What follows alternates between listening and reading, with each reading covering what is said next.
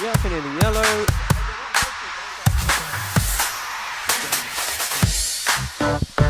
And the red's got 3.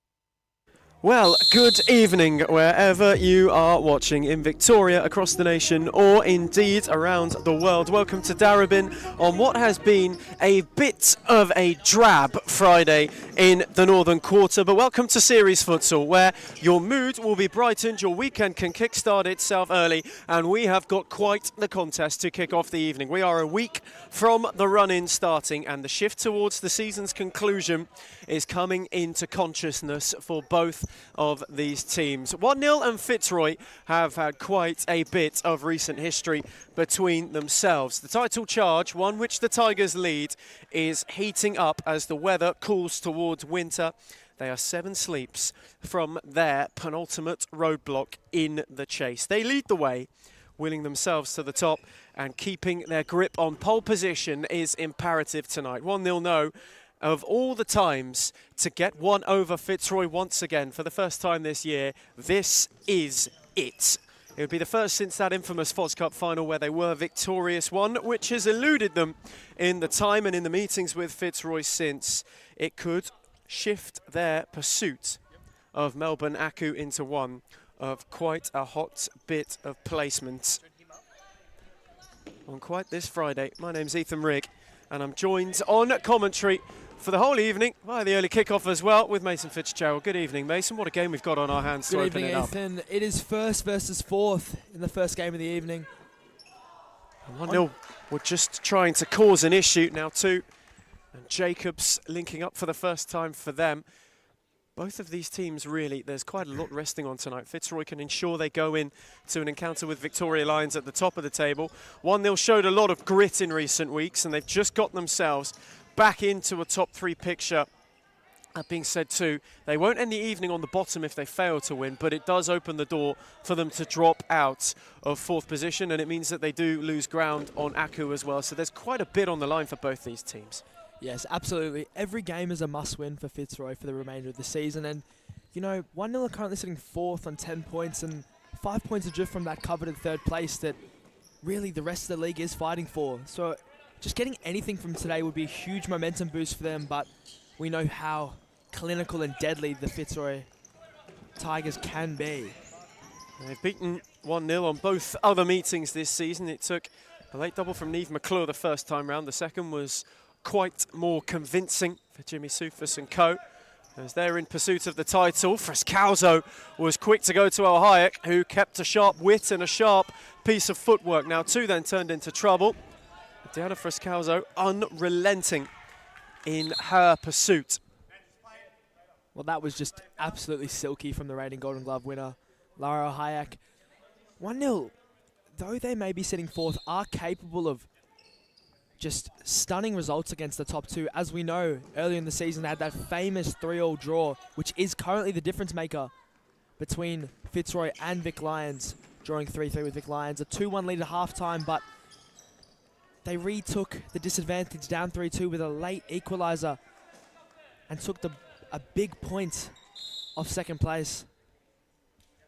Could they repeat that tonight? Couple of Victoria Lions in the building for the early kickoff, hoping that that is to transpire. It would give them the onus, the goal difference abating on squaring the ledger at the top of the league, though. Now 2's given it away. Frescalzo wanted one to another and won a corner instead. Hot start for the Tigers, who have been known for them. Scored more than anyone else in the division, past the century of goals, the only team to do so at the start of the evening. It may not be by the evening's close. Frescalzo was battling and unable to get beyond Eliades, who did get the final touch. 3 on the bench for Jimmy Soufas, 2 for Costa Fruitsis. So a pair of substitutes apiece almost as McClure went driving and Frescalzo steered Fitzroy ahead. From the side ball, they strike first on a 1-0 switch off. Who else but the leading goal scorer, Claudio Frescalzo, to break the deadlock early on. Fitzroy have their momentum. And in fact, it got an unfortunate final flick off a 1-0 player on the way through. It will go down as an own goal. But Fitzroy starting as they wish to go on. Not only have they got the seasonal ledger in their favour, this would ensure that it would be 3 wins out of 4 with 1 to play if it stayed this way. But more importantly for them than anything else, it would ensure that Victoria Lions were kept at bay. The gap would go back out to 5, though of course they're next up against Aku. But it just means they go in to next week's showstopper, advantage in hand. El Hayek with a giveaway. Frescalzo lurking, searching, got a snapshot away, and El Hayek was there with a safe pair of hands. Rolled it quickly on for McCaffrey. That's a tidy sidestep. She got away from Frescalzo. Rolled it on for Nautu, whose touch was a little loose. Eliades came to lend a helping hand. And Leila Abdul-Latif was there in retreat. Momentarily there, 1-0 did have a 4-on-2, but just a miscommunication there between the captain. It was so close to being a real opportunity for 1-0 to have an unlikely equaliser. McCaffrey again wanting to go at Frescalzo and did so. It spun herself into trouble. McClure across to clear. We did mention it since that Falls Cup final win for Costa Fruitsis' side. First trophy for the women's in the club's history.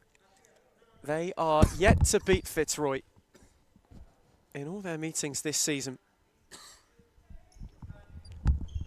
Close one, which required McClure early in the season. That started a little bit of a rot towards the end of summer and the start of autumn, which they have snapped. But in the meantime, just haven't quite been able to build any of that momentum towards the top 3. Had a great chance to go into this game 2 points behind Aku last week, but they were defeated late on by Carlton Heart once again this season. As Frescalzo was turning, flicked it only for Eliades, who turned into trouble and out of play. But they've had looks to really close the gap. They held that top 3 spot earlier on in the season, but it just seems to be at the wrong time they drop points. Yeah, we've seen 1-0 throughout this whole season, shown their glimpses of quality, shown the team they can be and maybe will be in the future, but they're just missing that little bit of a X factor to get them across the line. Last week against Carlton, they were leading for the majority of the game and ended up coming out the losers with a 3-2 loss.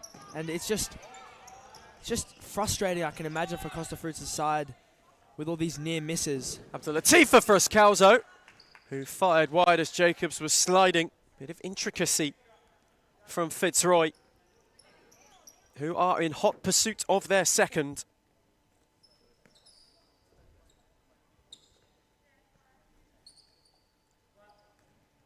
Been quite a while since they last tasted defeat. They haven't in autumn just yet. The penultimate day of February was the final time Fitzroy were defeated in the league. It's been quite an impressive run, 7 unbeaten since. It's got every opportunity of being extended tonight. As McCaffrey tumbled, and just allowed Araha a little bit more time and a little bit more patience. Now 2 was at the back of Fruscalzo. Jacobs was causing a nuisance, got away from 1. Abdul Latif's challenge was a good one. Eliades rekindled it. Now 2 from inside her own half. Had one which bothered none in white.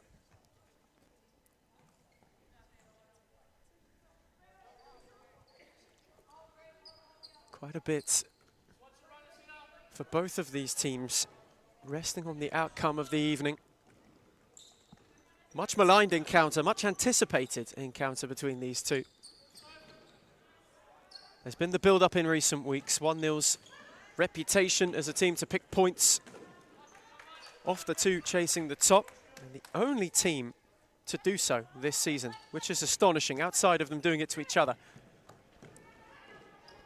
Which, for Costa Frutis, creates quite the bizarre paradigm where they've taken points off Fitzroy. They haven't, in fact. They've taken points off Vic Lions. They want to take points off Fitzroy. But Fitzroy, the only other team to take points off Victoria Lions. And now Jacobs is charging. Air came a long way! And Rihanna Jacobs got first and levelled this game right up. 1-0 have equalised. Rihanna Jacobs with the cheeky finish. Through Liz Ayres' legs, I believe, and it's an unlikely equaliser. Could we be seeing a repeat of the infamous 3-all against Vic Lions? Just the response they needed. What a game we have in our hands. Fitzroy on the back foot, having gone ahead, and it really came from nowhere. Eliades tried to steer it for Jacobs. Araha was watchful, and Eliades was in too eagerly. So nearly 6 elapsed, and we are where we started. 1 either way. There for Fruscalzo, league's top scorer. On for Hallie Smith, who was restored to the Fitzroy fold this evening. Abdul Latif had nowhere to go. The ricochet for Fruscalzo. McCaffrey had to get a block in. That was last-ditch defending there by McCaffrey. Had to get involved there, or that was destined for the back of the net, if not a back post finish for Amanda Araha. Fruscalzo's take, and there is Araha. Set it back for Smits, who steered over. You've got to say, Ethan, that 1-0's really been one of the more exciting teams to watch this season because you really don't know what you're going to get. Has really been a mixed bag. I'm sure Costa Frutis would like more consistency. Jimmy Soufas can hardly shrug at the consistency he's offered. That's a good read from Smith. Fruscalzo on for Araha. El Hayek denied. To really good effect. Fruscalzo wants handball. Heasley kept it rolling. Araha take 2. And not beyond Jacobs once again.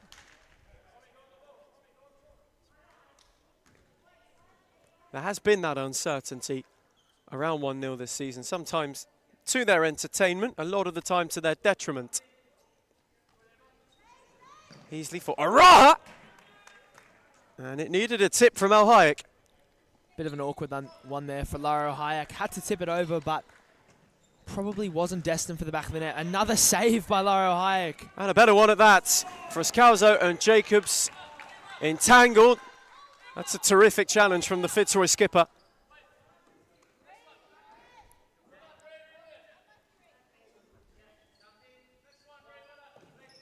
And there is just a little flicker of the feeling in this fixture. It's a good challenge from Fruscalzo as well. Was there to slow up Jacobs, who, having got this game level, was just looking to go beyond. Smith, Heasley tried to thread it for Araha. Was well read by now 2 with a hand from McCaffrey. Eliades then went and won it. That's Sophie McCaffrey.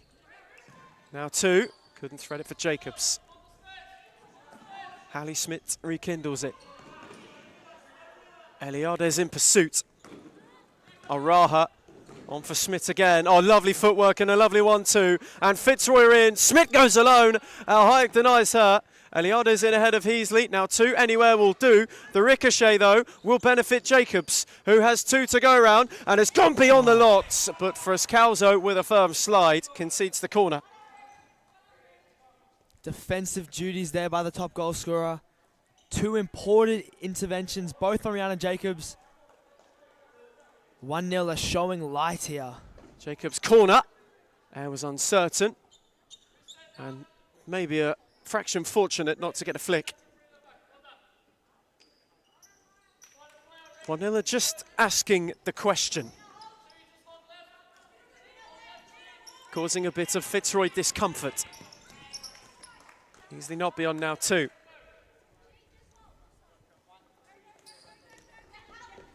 And this is a real prelude for them, and a good win from now two, who's got two up with her. The ball was sent long. Jacobs was one way. Tried to steer it the other for Hun and wasn't able to.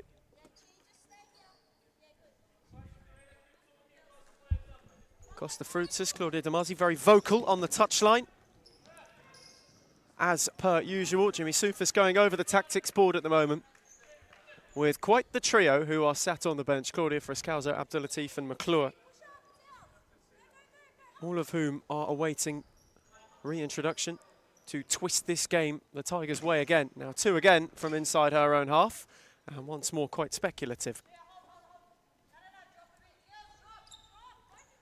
Out of the early fire, no one has forged a lead.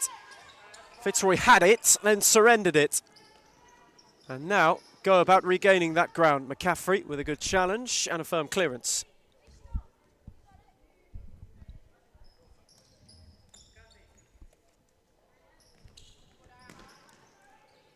Frescalzo trying to go around the lots, will win a corner.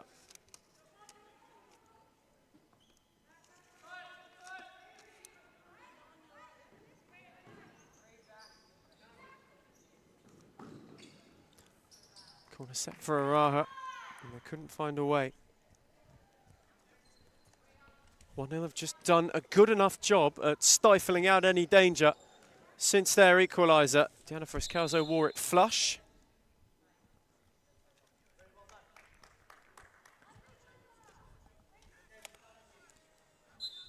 And after a brief check-up, she's all right. El Hayek can gather and go for Rhiannon Jacobs, who turned sharply, swiveled and shot, and Air was there with a firm pair of hands. Smith for Araha. Heasley. Smith with a tidy run and was refound well. Frescalzo. Smith couldn't steer it, and now Jacobs was in behind and she went too early. She had space to run there. She was confident in her shot, but the effort was just a little too tame. Tidy from Araha to get away from Hun, and then couldn't steer it for Heasley.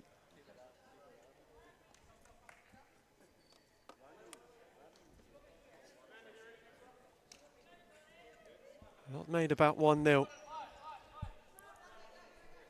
They have gone to the changes. Jordan Harrell stated for Costa Fruitas' side, looked for immediately. Frescalzo marshalled her well. You look at this as it is. A point in the right direction for one, a point in the other for the other. They would not see this if it were to keep this way, Fitzroy, as a point picked up, rather two lost. That's lovely from now two, who then went searching, and Araha had to intervene to really good effect. The ricochet off McCaffrey nearly favoured Heasley. Instead, now two, who couldn't find Hunt. McCaffrey was there, Frescalzo was in, and maybe an opportunity. Araha got a foot in and conceded a corner. 1-0 just showing a bit of bite. Ethan, how good has now two been this evening so far? Had quite a good start to this game. McCaffrey steered it over on that occasion from Harrell's corner. Karina now too, that turn, another indication. Incredibly smooth footwork in a tense situation. Here is Frescalzo. And now two marshals her well again, flicked it on for Hunt, who's got Harrell further up. Smith was there to intervene, and now has got McCaffrey in retreat, had Heasley on the overlap, went for Frescalzo instead. Now two couldn't clear with enough force, and then challenged with enough calmness on Hallie Smith, who went well to go and win it and was forced to recycle. Air speared it, looking for Heasley. McCaffrey's clip will cause a corner.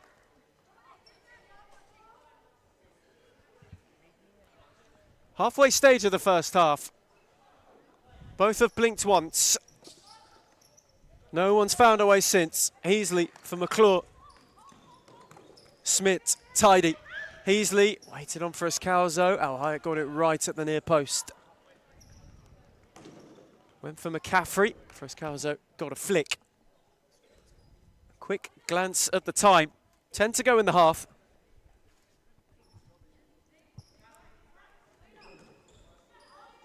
As Harrell got it through the legs of Smith, who recovered well. And then got it from McClure. Frescalzo made a darting run. McCaffrey was aware of it. A real game of chess between these two now. Neither's willing to budge or move an inch. McClure, though, has only gone and grabbed it. Moved it on to Heasley, then got it back. Smith. Frescalzo. Lovely 1-2. Ali Smith was deft. Heasley drilled it. Al Hyatt got it right. And now an opportunity the other way. Hunt is in behind. Frescalzo's in retreat and is unbeaten before being able to call with McClure. Great defending there by Diana Frescalzo. 1-0 are looking like a team that is really competing with the table-topping Tigers. It's just an outstanding performance by them thus far. Fitzroy have made the back 10 a specialty. Costa Frutas wants timeout, and he will get as such. So 1-0 will call it in and take timeout. The first to do so this evening, a opening fixture of quite some intrigue, and we are locked level. It's Fitzroy 1, 1-0 1.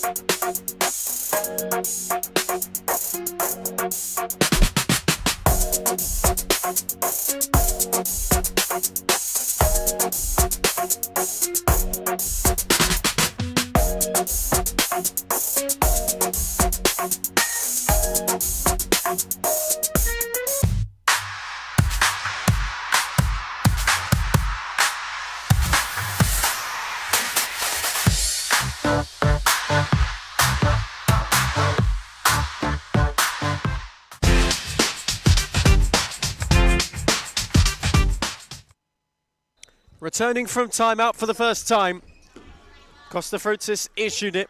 1-0 are wanting really to hit Fitzroy hard and go and grab the lead in this game. They got themselves level. They went early behind. And since then, they've held the Tigers at bay and tried to cause an issue of their own. McClure is charging, however, and was unable to steer it beneficially for Smith.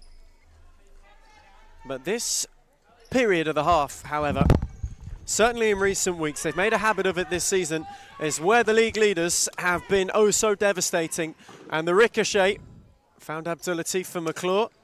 Al Hayek fancy to go, and it's an easy gather for Air. Smith, Abdulatif, gorgeous 1-2. Ali Smith's in behind, McCaffrey's in retreat, and Al Hayek is again unmoved. Fitzroy post-timeout almost seeming to have a second life about them with some early real chances here. And they have made it a habit, really. That final 10-minute burst towards the break is where they've been at their strongest at times this season. We're in that territory now. Abdulatif! Off Al Hayek and in. And they've gone and got their league back.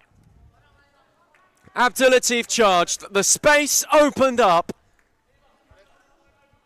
Al Hayek committed early, and Abdulatif placed it beyond her. Solid finish there by that Abdulatif.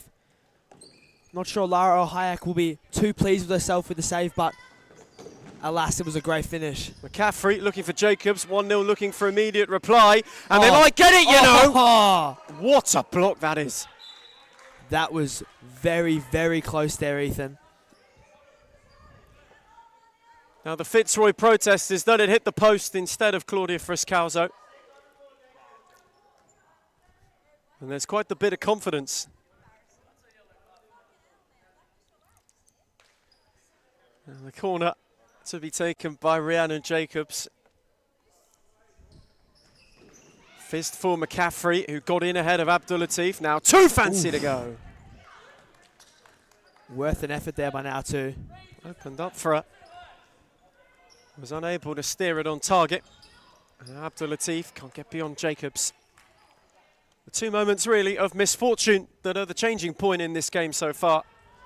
Unfortunate flick for an own goal on the first, and an unfortunate rarity from Lara Al Hayek on the second, as Abdulatif on the move again. That one steered a bit further over.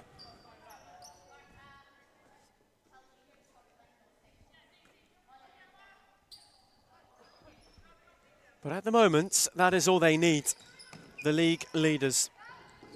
And well, when it's going your way, it is going your way. You get little falls, you get little bits of fortune that you may not if you're on the wrong end.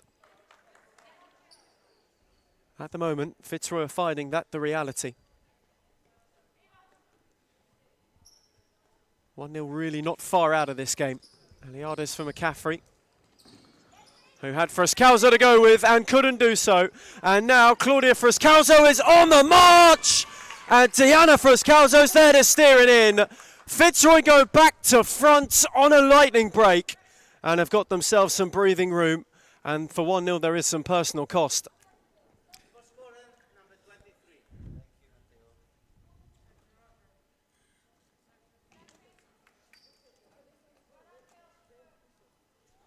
And there's a bit of misfortune for Sophie McCaffrey, who, in fairness to Elizabeth Eyre, was straight up to go and check on her well-being.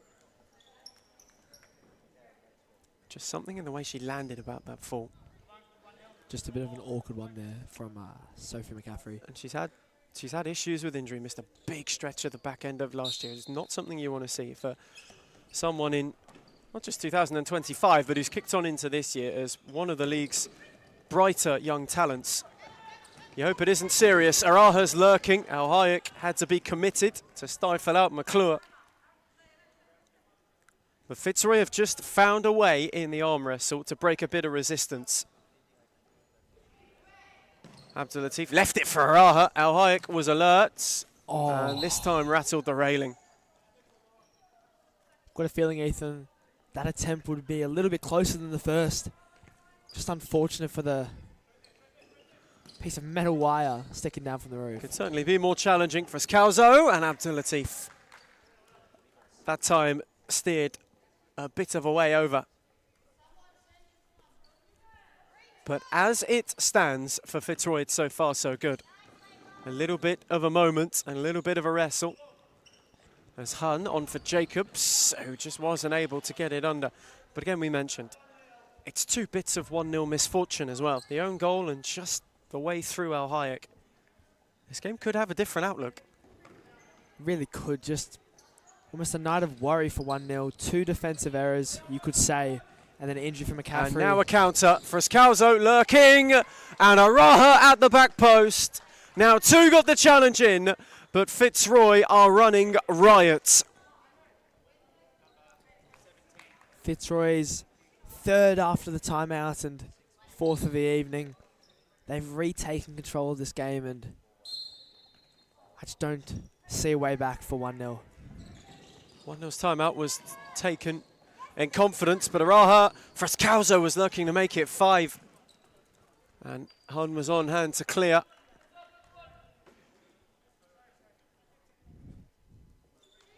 there is just a switch that they flick every single time. Especially when the half gets to this stage. They find a way beyond. Fitzroy once again have gone up a gear as the half found its second. They found 4. It's been quite a performance, quite the turnaround from that timeout. 1-0 were just ahead of the game at that point. And now Abdul Latif is on the march, and Al Hayek is there to deny her. But following that break, following Costa Frutzis' instruction, Jimmy Sufas allowed his side to reset. They've just stolen the momentum all the way back. And it has not been a gleaming open at all for 1-0. That's a gorgeous ball for Araha, who steered it in superbly. Wonderful, just absolutely wonderful from Leila Abdulatif.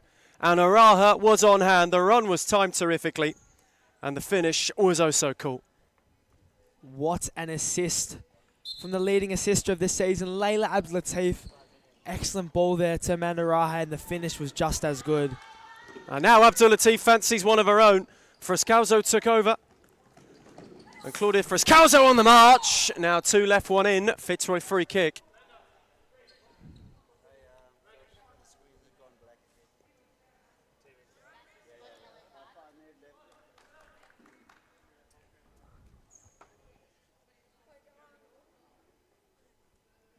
Claudia Frascalzo back on her feet.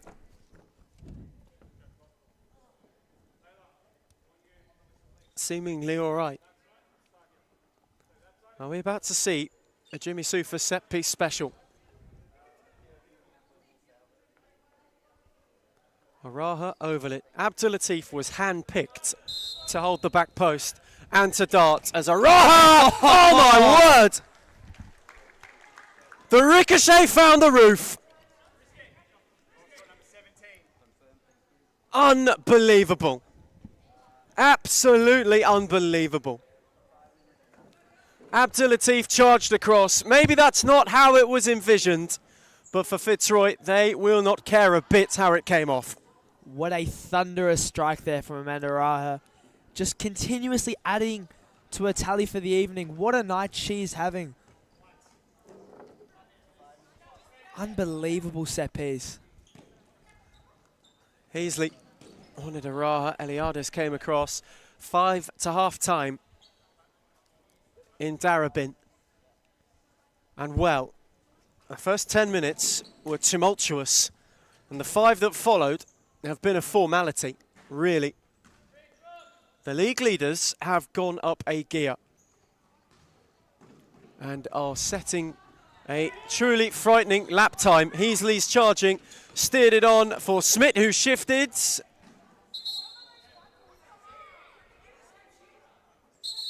And Rhiannon Jacobs, just for that, will get a yellow card. Bit of 1-0 frustration boiling over. Just got to be careful. She really does there. A booking in the first half and frustration's bubbling over for Rhiannon Jacobs. It's just, we just hope that's her only booking of the evening. And 1-0 who were going toe-to-toe for some time, now finding themselves truly in need of answers. Jacobs and Abdulatif came together. Fitzroy have got a free kick. Rhiannon Jacobs has got to be really cautious. So the last thing they will want is to go down to 4. Costa Frutzis is making that point. This is a stern last warning by Adrian Attard. And Adrian Attard certainly making his point of view seen in the conversation.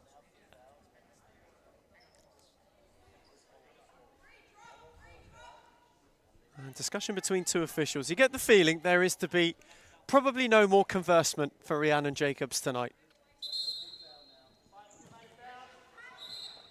And in fact, in total, that's 5 for 1-0 as well.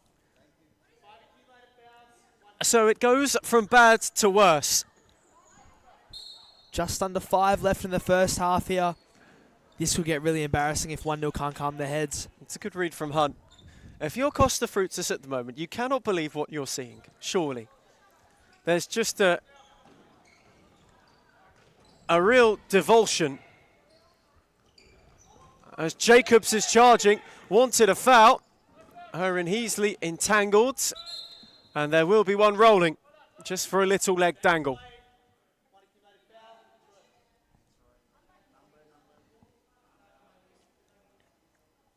And for the Tigers, that's their first. So one foul plays 5. 1-0 have hit the limit. They cannot exceed. There's now 2 free kick. It was a cautious one for Eyre, who then speared it on for Smith. Had Eliades in retreat, and she did well to make the block. And Jimmy Soufas wants timeout. Fitzroy calling it in. 6 for them, and in the 5 minutes beyond 1-0's break, they themselves have run riot. It's Fitzroy 6, 1-0 1.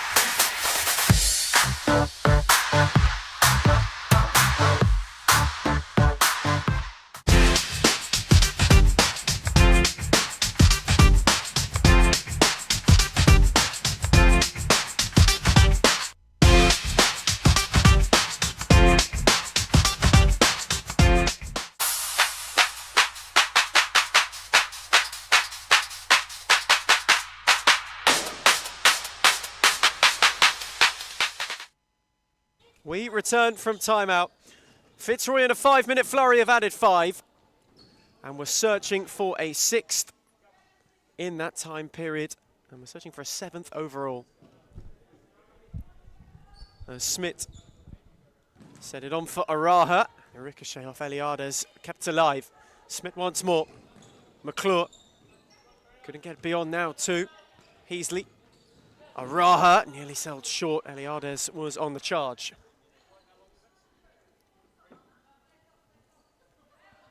But there is no denying it has been their half. 1-0 have hit their foul limit. They have one in the book. You get the feeling for Costa Fruitus and co. This evening has descended into madness, really, more than anything, as Araha was out of room before making El Hayek work a little bit.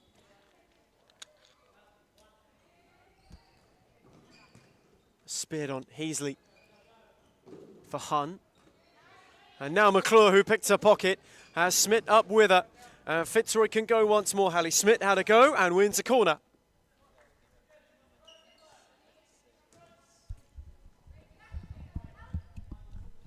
And Nathan, you can just imagine that Costa Fruitus' message to his team at halftime were to make sure to not concede any more fouls and to really keep their heads for the rest of his first half at least.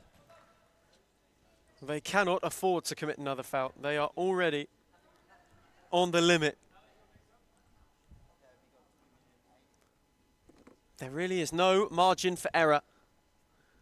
Just a touch over 3 to half time in Darebin. As Jacobs battled with Araha. Fitzroy flipped this half on its head in the 5 minutes since that 1-0 timeout. Jacobs has got to be cautious. That could have been the 6th, Ethan. That is the tightrope, and the tightest of ropes right there. And 4 is almost momentarily expired. Complete chaos.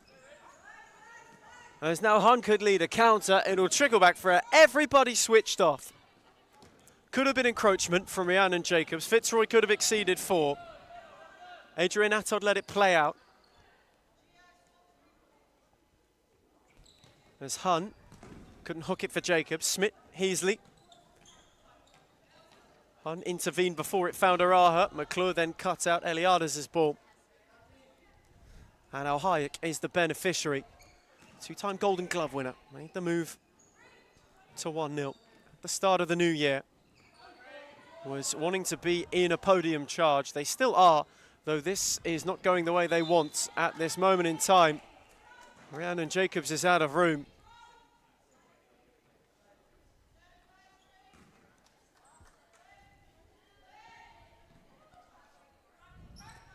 And well, when you enter the lair of the Tigers, it's rare you come out unscathed. 1-0 have really been mauled in this first half. Now two was battling with Heasley. It'll ricochet for her. Jacobs then challenged.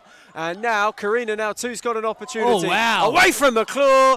Jacobs following. Oh. And Frascalzo was clattered into, as was Air. Two Tigers have taken a hit on the floor.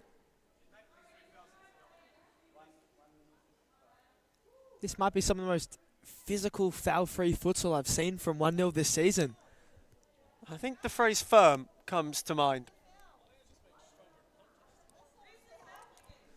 There is debate on either side. Both deeply indulging in the conversation with the other. Forget that beyond the chess match on court, there's one on the touchline too. Costa Frutas and Claudia Damasi are never going to shy away from a bit of a chat.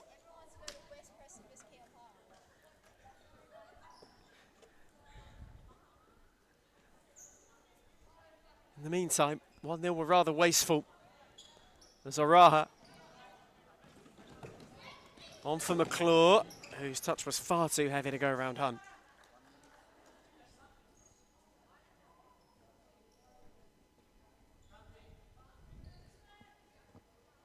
When these two first met in the calendar year, and for the season as well, but quite a warm late summer's evening. It was Niamh McClure. She was the game changer for Jimmy Soufis' side, who had been trailing 1-0 for a good portion of the evening. It's been quite the forlorn tale for them this season. Frascalzo couldn't steer it for Heasley. Eliades got it from now two, unable to thread for Jacobs. McClure will have a go. And Fitzroy wanted a ricochet. Claudia Frascalzo was the loudest wanting a corner.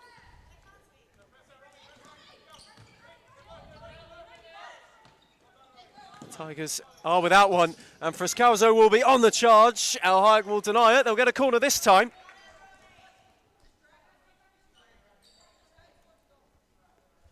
Harrell just had her pocket picked. 68 seconds to the break in Darebin. Frascalzo back from Araha. Threaded it across. Eliades' clearance in peril rather than prosper. And then Araha's loose touch allows an opportunity maybe for a late break. McClure put a stop to that. There's one the other way, and the crossbar's clattered. Niamh McClure crashed that and thumped it into the upright. Now Frascalzo, now two was there to block. Harrell might lead a counter. Araha and Jacobs entangled. They came oh so close to a seventh. Lara Hayek will be thanking her crossbar after that effort. Nearly sent the goal backwards and so close from turning Fitzroy's half tally from 6 to 7.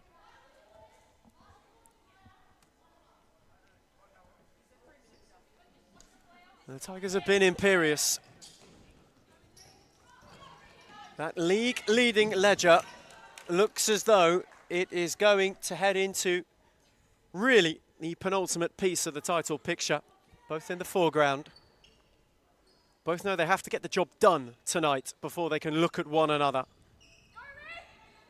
There's Jacobs and Harrell may have a late first half twist. The air was out to meet it. Or are Fitzroy the ones to cause that? Now two cleared, no one could get it under. And Air caused the corner. Unconventional by the shot stopper, but look, it'll do the job. But you can just hear Jimmy Soufis exclaiming and just praying for the halftime whistle to come as soon as possible. The gaffer longs for the break. Fitzroy nearly there. Harrell from the corner, dragged it wide. You can sense he's a little bit underwhelmed with his sides. Last 2 minutes of play. 10 seconds to the break. Is there one last look? Friscalzo will happily tick the clock out of time. And if invited to shoot, will do.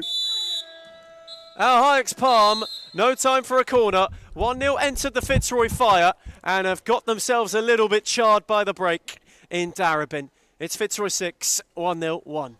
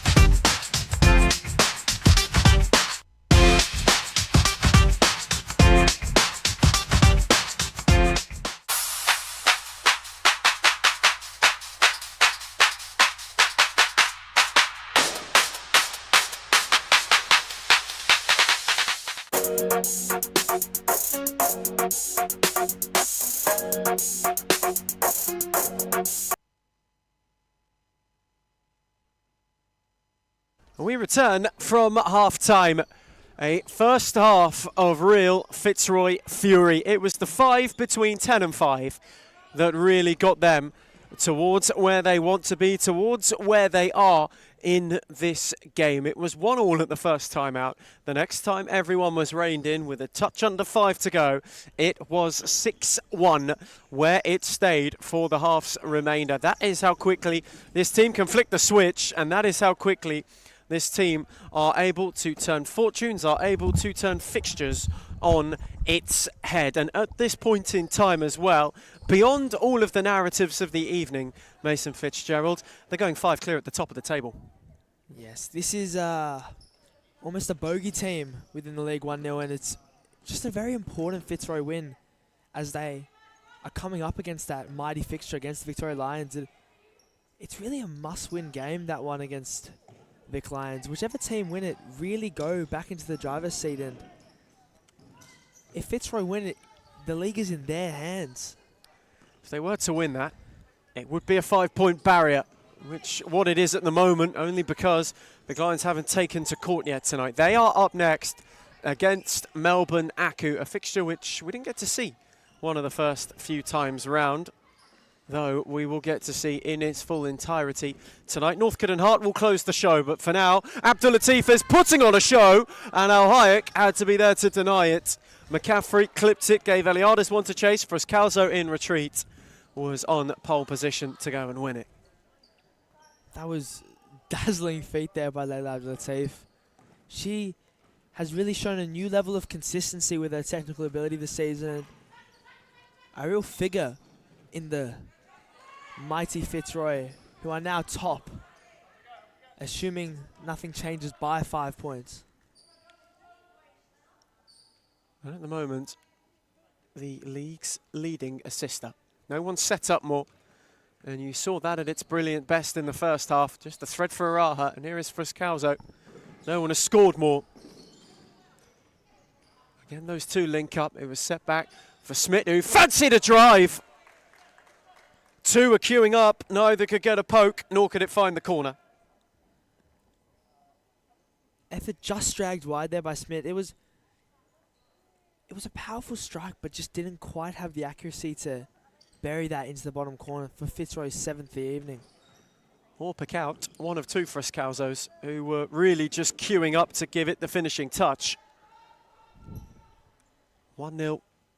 Just have seemingly lost that bite. The timeout from Costa Frutas came at a time where they were ahead of the game, and now they are on the back foot. Lovely move, and Abdul Latif has steered it wide.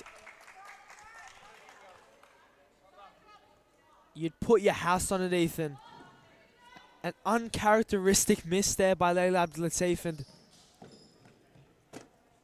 the shock on the Fitzroy women's players' faces. It's just so out of the ordinary for the star. With the kind of form she's been in this season, you'd expect the net to ripple. No doubt, of course. She may very well go and get another look, and in fact, there is Abdul Latif.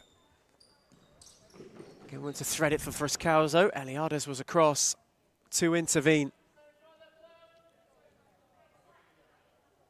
Quite a lot was made of this fixture prior to kickoff. Frascalzo's take, one for another again. Eliades and McCaffrey sorted out, and now maybe an opportunity for 1-0 on the break. Harrell fired just wide, and they were getting closer to just chipping one back. It would have been an audacious effort had it nestled in the corner. And thankfully for Elizabeth there, found its way beyond. Here is Frascalzo. Diana for Claudia. Eliada's a little clumsy but unintentional. And now Harrell is in one-on-one again and gets one back this time. Great finish there by the 1-0 player, and Elizabeth there just back up, seemingly with a little bit of a knock.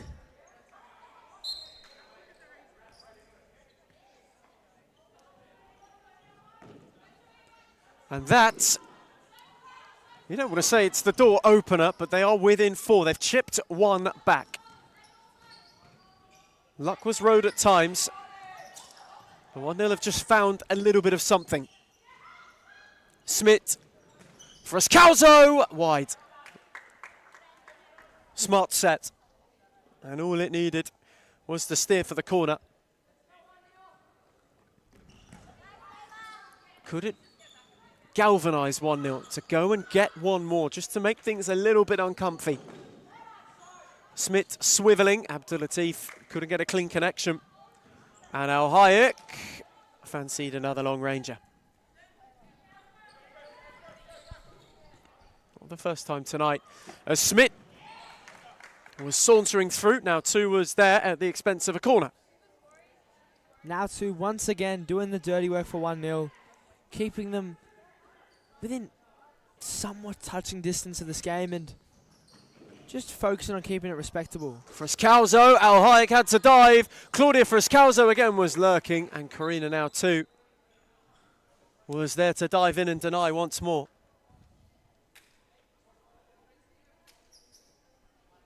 Diana Frascalzo's corner. Again Claudia Frascalzo this time. Charged in at the near post and steered in a 7th. You cannot deny her for long. The top goal scorer, Claudia Frascalzo, doing what she does best. Fitzroy have retaken control of this game, and it's fair to say it's probably a little bit out of 1-0's reach now. Now 2, gave it away. Smith steered it on for Frascalzo. They are marching, and it's McCaffrey's turn to wear one.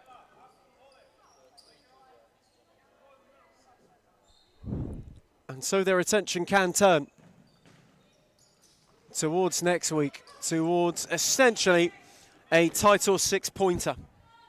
Very rare you get to use that phrase. Usually it's at the other end of the table, but this, the penultimate meeting to come between our league's top 2, it doesn't decide it, though it does swing the pendulum either's way. Look, Ethan, a win for either side would be... And Smith is on hand to steer in once again, and Fitzroy are running away with it now, truly. McClure's initial effort denied. Hallie Smith just held the run and was given the easiest of tap-ins, the simplest of tasks, to add another to the tally. Great finish there, but just as I was saying about the top 2 tie in the next week, it's either side winning this would hugely impact the title race. If Fitzroy win it, it is completely and utterly in their hands, and if 1-0 win it, that gives them a 1-point lead going into the final set of games, and a draw would be almost the best result for a neutral to watch, as it would all go down to that final game between the 2. It is a serious battle between these 2 sides. That title race really heating up. The run-in, well, it begins next week, more so than anything. The sprint to the finish, as McClure is on the overlap. Al Hayek made a good save. It is that true time where title metal is tested, it's proven, or it withers away. It's that final set of 7 games that will go on and decide it in the final meeting of our 2 title contenders. Beyond that, the penultimate match day. 1 from the close. So that is when it will all be rounded out. The 19th of June will follow an incredibly tantalising fixture on the 15th of May. which you get the feeling that although they are still out on court at the moment, Fitzroy have already kind of turned an eye to. Getting Hallie Smith back in the mix could be a sign of things to come, sign of a potential inclusion for that fixture. Just to get her reintegrated. We know Jimmy Soufis is a man of calculation. All is deliberate for what they will do to prepare. There's Araha, couldn't get in ahead of Eliades. It'll benefit Jacobs, who couldn't get round McClure.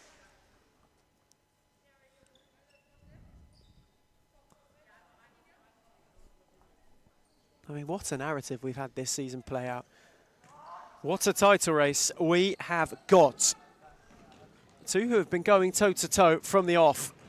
Araha on for Frascalzo. Lovely late run and a brilliant finish. Fitzroy futsal at its finest. Patient from Amanda Araha. Perfection in timing from Claudia Frascalzo. 5 is the buffer, not just tonight, but in the table. Fitzroy's really matured into this game. They had an awkward first 10, but from then onwards, it's really been one-way traffic for the most part.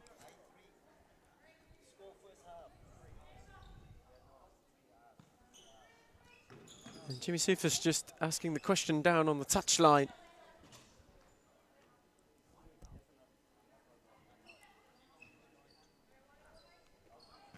And we have a little bit of a score correction for you all. It is in fact 9-2 the way of the Tigers.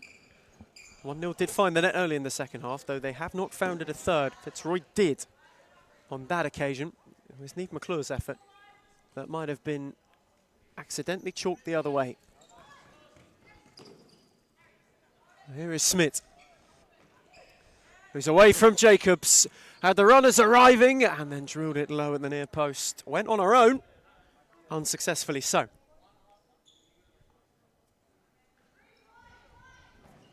McCaffrey couldn't clear. Frascalzo picked her pockets, shot on the swivel and was denied well by Lara El Hayek. 1-0 are really just hanging in there more than anything at the moment. You can tell 1-0's just really focusing on damage control at this point. They are down by quite a significant margin. It would take something out of the blue to pull something back here, but they haven't been bad this evening. They have showed glimpses of their clinicalness and their ability, but Fitzroy have just been too good. And this may be an important bit of damage limitation. If they are able to complete it, there'll be 5 adrift of Aku, who play up next. But then they've got Northcote next week before facing Aku. So if they can cut that barrier to when they meet one another, it's a golden opportunity for Costa Frutas and Co to gain a lot of momentum in the top 3 chase. They've got Vic Lions, then Hearts after that. So 3 out of the next 4 they could win. And Victoria Lions proves a tougher task, though they have nicked points off them before. That being said, it is a Lions side that have just been a bit more vicious in recent weeks. It's Frascalzo, unable to find a way beyond, and if Fitzroy had one more,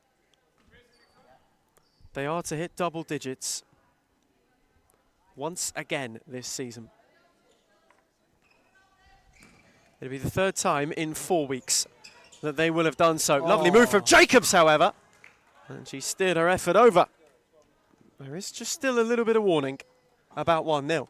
That was a lovely little swigger there by Rhiannon Jacobs. It was quite an elegant nutmeg to the unfortunately scuff finish, but that could have been quite the highlight reel goal.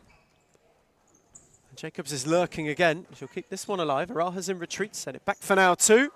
And dragged their effort just wide.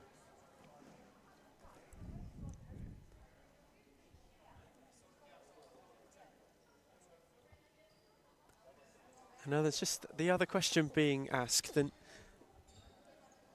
now our score is settled. It is in fact 9-2. All is as it should be. Fitzroy 1 away from double digits for the 3rd time in a month. 1-0, not wanting to be at the concession of it, but McClure is charging. Smitten, Heasley couldn't find the finishing touch. And they themselves would be the second time in 3 weeks they've conceded double digits. But here is Jacobs, who gets a third. Tidily taken by Rhiannon Jacobs, her second for the evening. And 1-0 just get themselves something to smile about. It is rinse and repeat for 1-0 once again, and that's the third nutmeg goal. They've got it on Elizabeth Eyre this evening. I'm sure she'll really be feeling frustrated after that, but it was a great finish by Rhiannon Jacobs. Raha took a tumble. El Hayek again gave it a go from her own area. Liz Eyre entirely unbothered. Abdul Latif about to be reintroduced. As McClure got it back from Araha, steered it out for Smith, who had Heasley getting ahead of steam. Eliades did well to read it and could only clear her lines.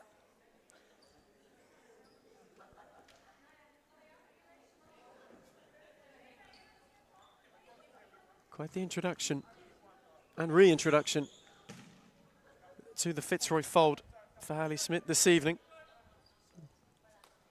She makes way for Abdul Latif.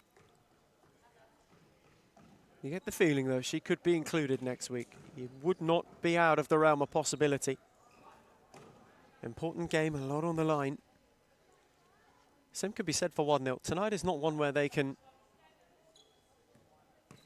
lose any sort of belief that top three is on the table. They're only 5 adrift. As Abdul Latif is charging, Al Hayek was there to palm, parry and pick up. And give it another go. That one ricocheted the railing.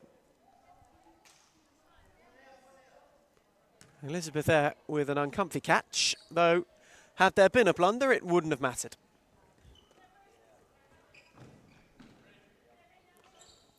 As McClure is charging, steering. Al Hayek was there to deny. The ricochet found Jacobs, who's got now 2 up with her. 1-0, just wanting to continue to cause the issue, wanting to continue to chip the goal difference away. Araha, Heasley, not beyond Jacobs, who has been inspired in the last 5 minutes. Tried to go round the lots, collided with Abdul Latif. Costa Fruits is just asking the question. Rhiannon Jacobs back up. Adrian Attard in conversation with the 1-0 manager. That was a nasty collision there for Rhiannon Jacobs. We're glad that she's okay, but you can feel their frustration. Abdul Latif this time out of pocket picked. Rhiannon Jacobs is in again, and Eyre was there to deny. Araha on for Abdul Latif, who was encouraged to turn and decided not to, but tiptoed her way out of trouble. Araha. McClure, tidy 1-2. Araha, the angle was fine. It found its way off the post. Hun for now 2, who could only clear inside the final 10 of the game. Costa Fruits still in negotiation with Adrian Attard on the broadcast side.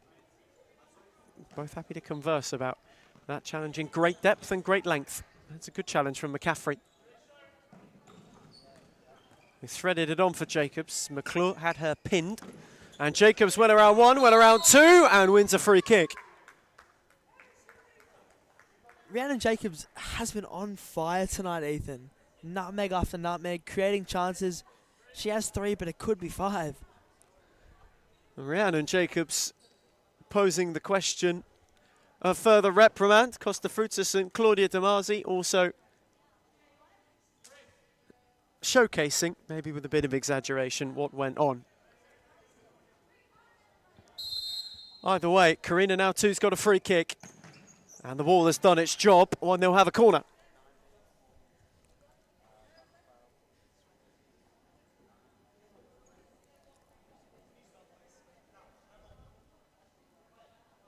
The conversation continues, and it's been told now that it's at its conclusion. The corner was wasted by Hun on that occasion. Fitzroy will come from it unscathed. Zaraha, Abdul-Latif. Cut out well by now too. On for Rhiannon Jacobs, who has again got many to go round. Abdul-Latif was there. Jacobs did well to pick her pocket. Her and McClure were snapping at one another.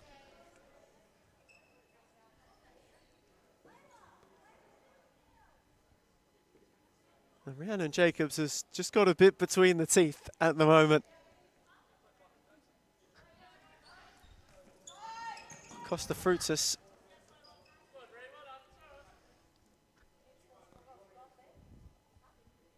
Doesn't mind a bit of a Rhiannon Jacobs rattle. Jacobs wasteful this time. Hun was lurking, fell for McCaffrey. He gave it a poke, and the deflection took all of the sting out of it for Air, who was very tame to gather. And roll on for Araha. McClure, Abdul-Latif converging, now two did well. Jacobs couldn't sort her feet out, and again was battled, and again bundled away from two. Rather brilliantly, it has to be said. And then when it gave it away, Araha had Abdul-Latif on the overlap. Instead, happy to recycle through Heasley. Araha once more. Just a little bit behind Heasley. McClure will make it work. Set it back for Abdul-Latif, who breezed beyond now too. McCaffrey was charging, and later Abdul-Latif was out of room. Is it fair to say, Ethan, over the past couple of minutes, 1-0 probably have been the more clinical and deadly side? They've chipped away a couple. Claudia Damazi's told to take a seat by Adrian Attard.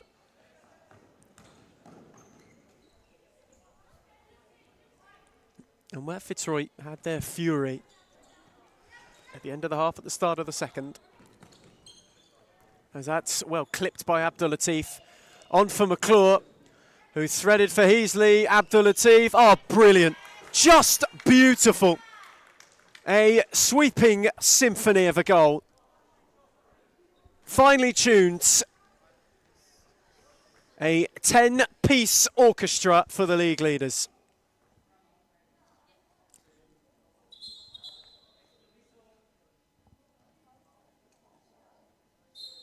What more can you make of it?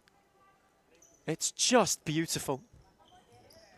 Free-flowing to its perfection. And that really sums up the mood around Fitzroy right now. Top of the tree. 5 clear at the summit. Even if it may only be momentary. As Al Hayek again unbothers Air.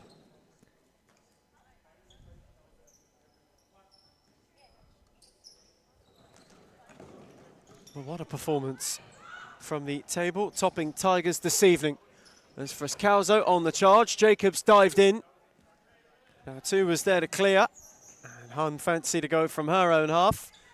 Elizabeth has been tested frequently enough this evening, though a lot of the time, Mason, it's been from a fair distance. I mean, it sure has. The only shots she's really faced on target have been either one-on-ones up close from almost entirely Rhiannon Jacobs, or a long footy-esque kick from shot stopper Lara Hayek. As Frescalzo! Denied by the woodwork. Bruised the base of the post. Fitzroy were oh so close to another. Well, they carved 1-0 apart really in their entirety. As Araha will make way. Smith for the final 6.5.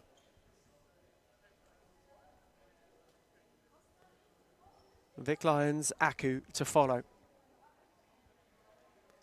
The team who are going toe-to-toe, who are also on the front row, meet the reigning champions, who know that their crown is to be relinquished, though they also know they get a big say in who can come and claim it tonight. As Heasley, Frescalzo, Smith let it run. Dana Frescalzo kept it rolling. Heasley, Abdul-Latif. Had 2 to go round and did so before running out of room. There's 6:07 remaining in the game tonight. It's just an all-round class game from both sides. 1-0 have shown glimpses, but it really has been a Fitzroy frenzy.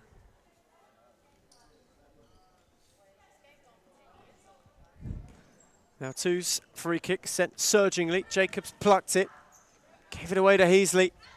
Now Smith, who's got McCaffrey to go at, and just couldn't get beyond. Claudia Frescalzo awaiting reintroduction.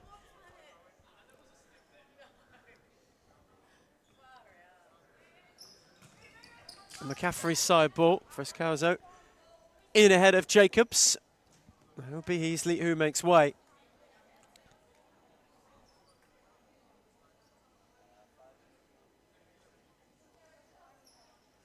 Can Fitzroy find some goal difference now?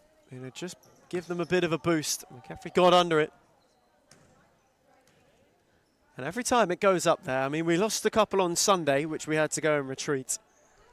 There's just a sharp look of concern from the Commissioner Joshua Fusco when the ball finds its way up into those barriers that we may not see it again. There was one on that occasion that was quite prominent and pronounced, as Jacobs gave it away to Smith. Frescalzo had two waiting centrally, the touch a little loose. McCaffrey came to charge her down. Diana Frescalzo happy to keep to the corner and win a corner.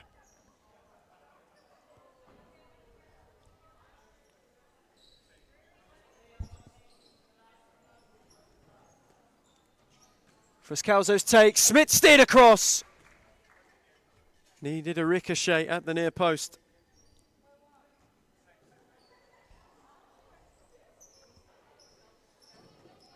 Another Fitzroy corner. Frescalzo take two. Smith was searching. McCaffrey got a boot on it. Hallie Smith. Frescalzo. Another corner.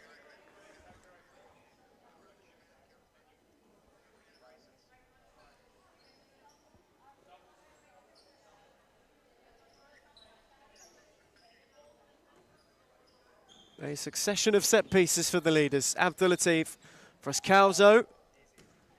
Karina now two once more, a fourth straight Fitzroy corner. Taken with haste this time, cut out by Jacobs, who's around Abdulatif. Smith's in retreat, another opportunity. It's a good save from Air this time round, who denied by taking a knee. Frescalzo got it back from Smith. Met now two. Diana Frescalzo now. Karina now two across. Sub 5 to go.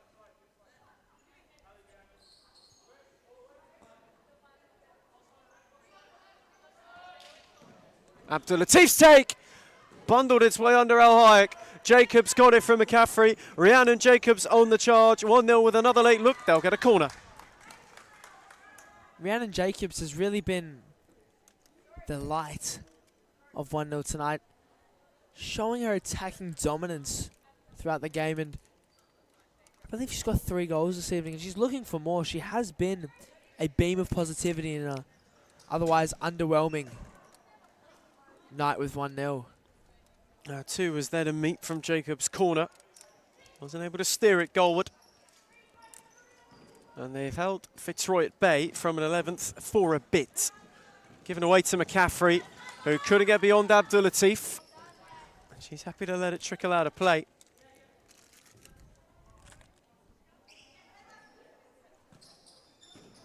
Frescalzo. Smith couldn't shift. Abdulatif again. Happy to see it over the line.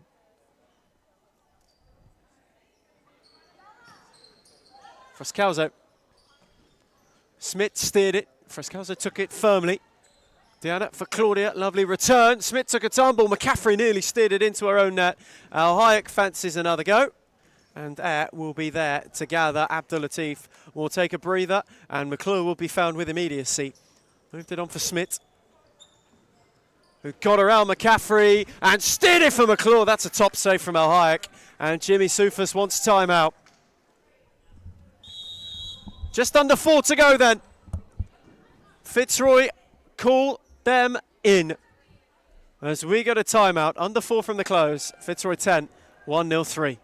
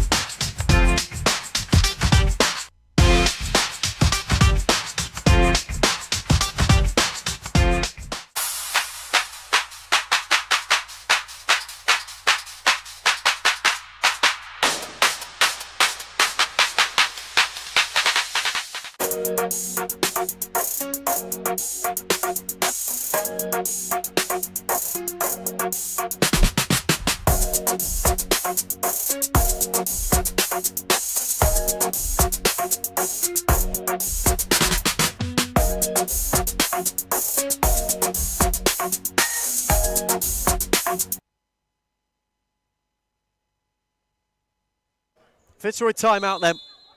Jimmy Sufas called it. They are wanting a set play special. Araha with some depth. Smith. Araha timed the run well. McClure clipped it. Al Hayek had a jump momentarily, but only in precaution rather than worry. Though it's been their night. Nothing really 1-0 have been able to do since they surrendered parity. It has been all Fitzroy, and that's brilliant from Smith. And then just a little shift to get away from 2. Hit with fizz for Fruscalzo, and just a little bit too much of it.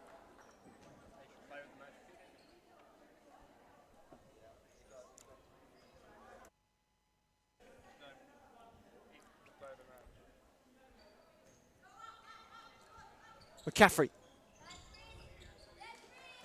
Fruscalzo was hot on the press, picked a pocket and flashed it wide. She is still searching to add to her tally even more for the evening and the season, trying to really stretch the gap between her and Giselle Pepino. Pepino does play next against Melbourne Aku, and it'll be interesting to see who by the end of the night will be leading the Golden Boot race. At the moment, Fruscalzo is in control. Golden Boot glistening. Got it back from McClure. The ricochet nearly fell for Smith. McCaffrey had to clear.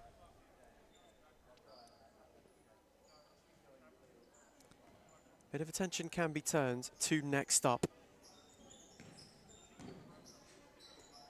And there is going to be certainly some weight now on the fixture to come. Aku and Victoria Lions both chasing a crucial 3 points for their respective seasons. Vic Lions to stay in the race and not to be removed too far from Fitzroy, who are clear at the top.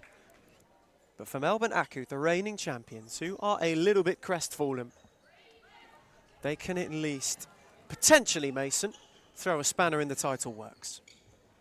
Yeah, obviously, Ethan, with the re-inclusion of their captain, Jess Au, the Australian international futsal player, she really has brought back almost an element of the old Aku, the 3-time reigning champions, and a team that on their day can really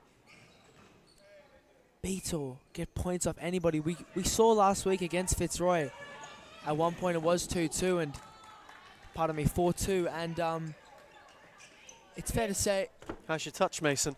Oh, my touch is As brilliant. McClure clears it towards us.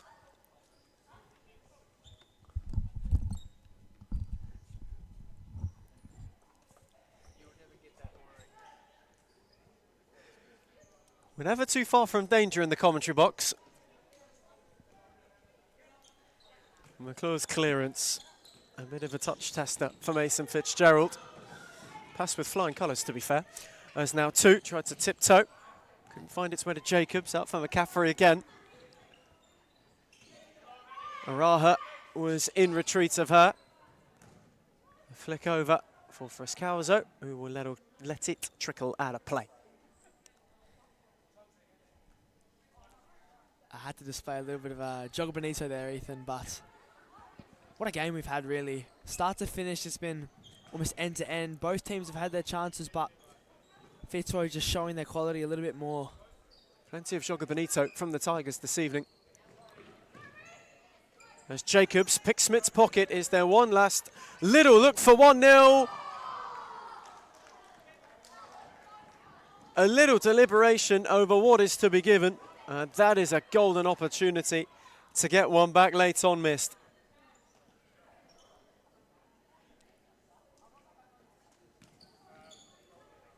Frescalzo tiptoed around two and was denied by Ohayek.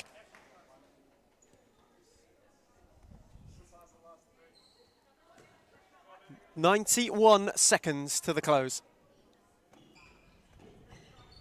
Smith's take doesn't find its way for Frescalzo. Ohayek saw air off the line momentarily. She's done that many a time tonight in bait. It's Frescalzo. McClure. Araha. Steered it for Smith, who steered it wide.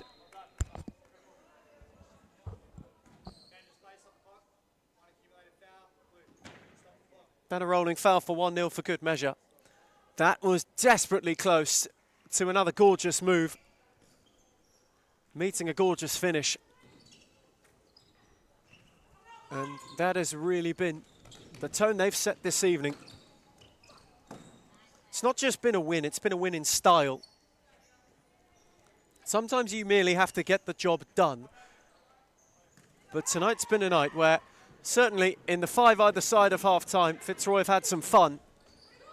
1-0 haven't been able to keep up. They want to keep going. They want to make the last 60 seconds feel like an eternity. There's Araha. Smith. Returned it for Amanda Araha, who could get beyond Jacobs. She's had a good night in vain. Smith, Frescalzo. Smith steered it for McClure.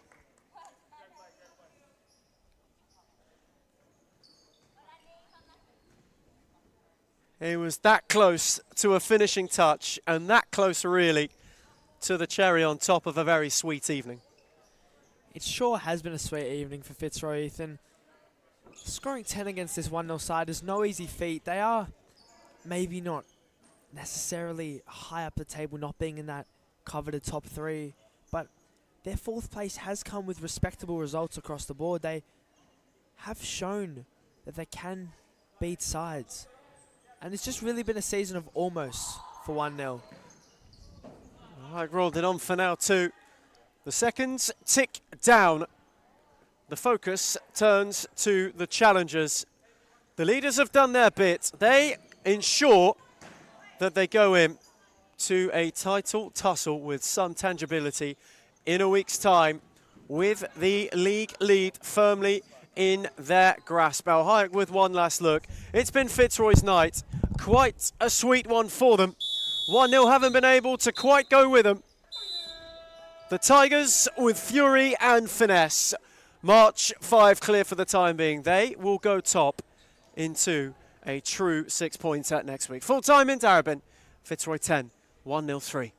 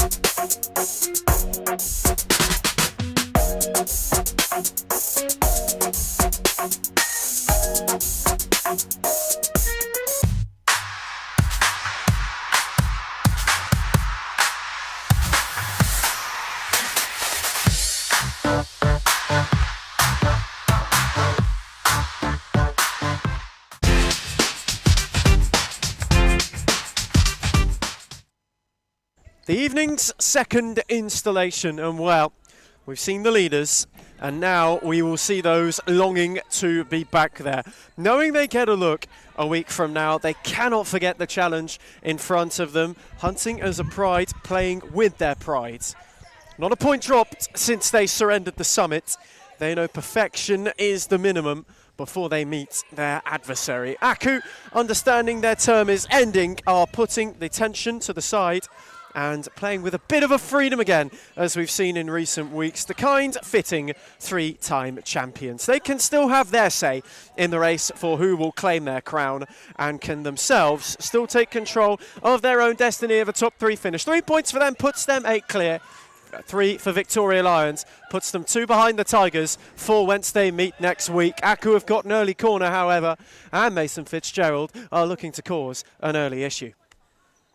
This is a real thorn in the side of Vic Lions. This could be a result that we look back on in the grand scheme of the season that could end up defining the title. Melbourne Aku are a very capable team. Let's not get confused on that.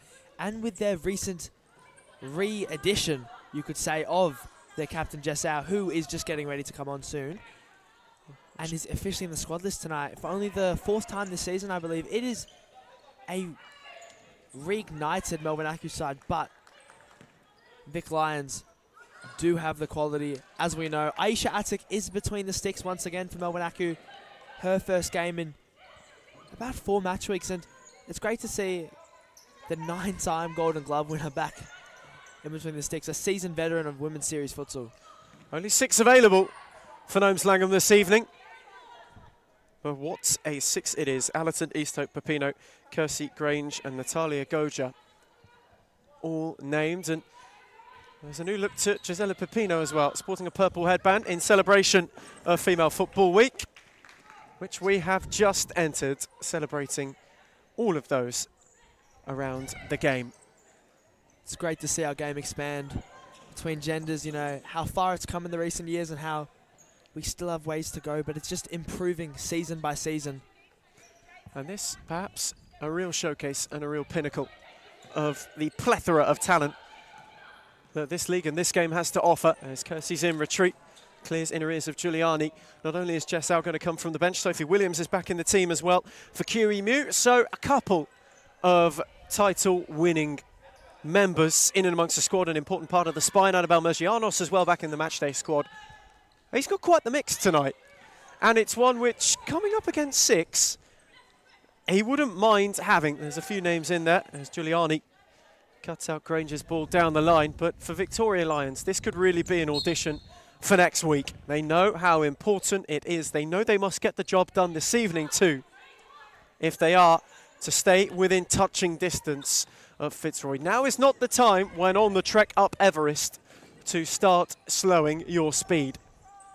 As Kersey has Williams to go at, set it back for Allerton and Pipino, who took it well under some fire and invited Mergianos to challenge. One notary absentee tonight for Vic Lions would have to be Trudy Camilleri. The Australian international futsal player is not here tonight, which is just, you can imagine, a little bit of a confidence killer for this stacked Victoria Lions side. Well, they would love to have Camilleri's influence this evening as well.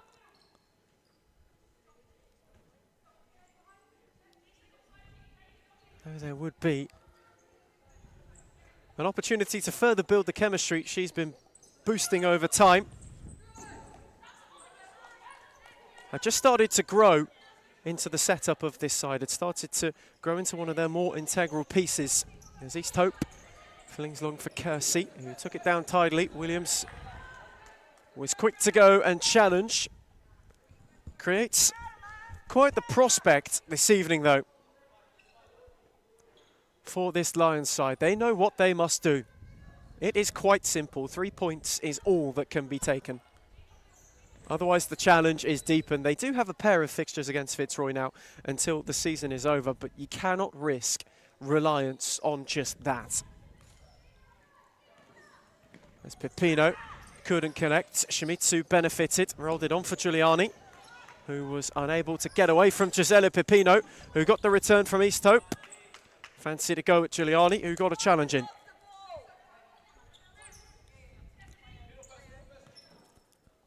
Quite a pace to start this game. East Hope speared it. It's a good take from Allerton. Clipped it on for Kersey, who warded off Williams. Set back for Pipino, Oh, who gave it a good hit and wasn't too far away. what a strike there by Gisela Pipino. Not quite breaking the target of Aisha Athic's goal, but a serious warning sign for this Melbourne Active defence. Aku holding firm, however. Shimizu with a lovely turn. Rolled it on for Williams. Giuliani was lurking. And just as there was a warning one way, there was in retort at the other. Allerton, Grange, that's a gorgeous ball. And Pipino picked her space well and then ran out of room. Much to a little bit of Gnomes Langham's frustration. Invited Grange to step up. Allerton got a boot on it. It fell for Mergianos. Now Williams couldn't pierce it beyond Pipino.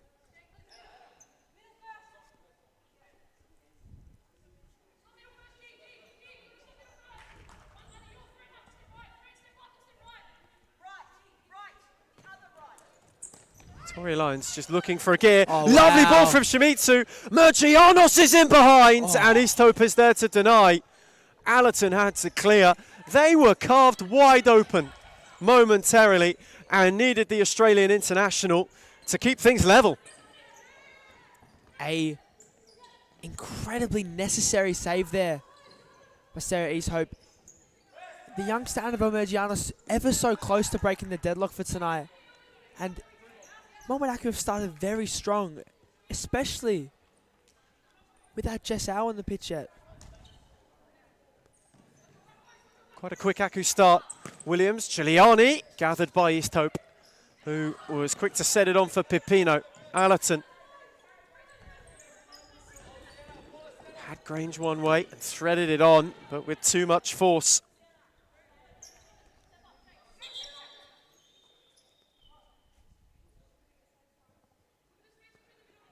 As Giuliani just had to be de-jeweled. Williams went on for Formica, who gave it away looking for Mergianos. Pipino tried to set back for Allerton, who via a ricochet got it and flashed it wide of the far post. A cheeky backheld there by Gisela Pipino. That was a real threat. And a good win goal from Pipino this time, who's placed it wide once more. They must not believe they're not one up. Allerton the first time, Pipino the second. Neither could pick the corner. It could be 3, Ethan. Could they come to rue those misses? That's too long from Attic. Though with that being said, how good is it to see her back in the top flight, back playing, has been a member of this Aku squad for all 3 title wins, has been a terrific, terrific presence in helping a lot of this young core come through this season too. Aisha Attic returns and has got the test of Pepino. A ricochet, a foregone clearance, Grange was lurking and Giuliani and Williams sorted it out in time just to steer clear of the danger. Yeah, it's great to see Aisha Attic back. She did suffer quite the serious knee injury about a season and a half ago, and since then she's really been focusing on herself and her health journey, and she's come back better and stronger than ever. Good recovery at the end of 2025 for Aisha Attic, and now back between the sticks once more for Aku. As Pepino on for Grange. Oh, that's brilliant! What a save that is from Attic. And now Williams has got Mergianos rolling. Grange got a boot on it. And now it might be Kersey's chance. Pepino and Allerton were arriving.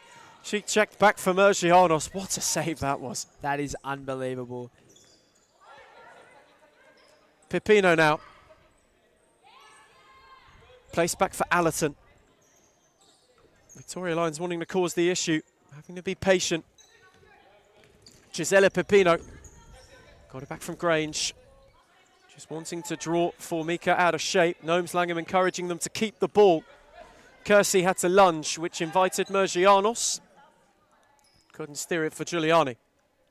Ethan, this game really could be decided on goalkeeping with 2 of the best we have in the league. The Australian international futsal player East Hope and the 9-time Golden Glove winner Aisha Attic.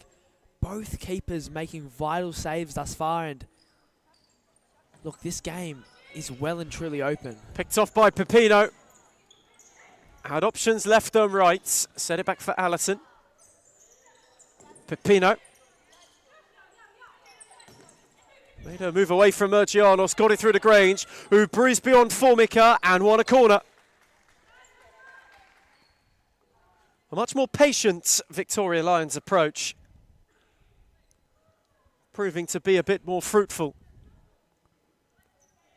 What can they conjure from a corner? Grange's take, Pepino placed it over.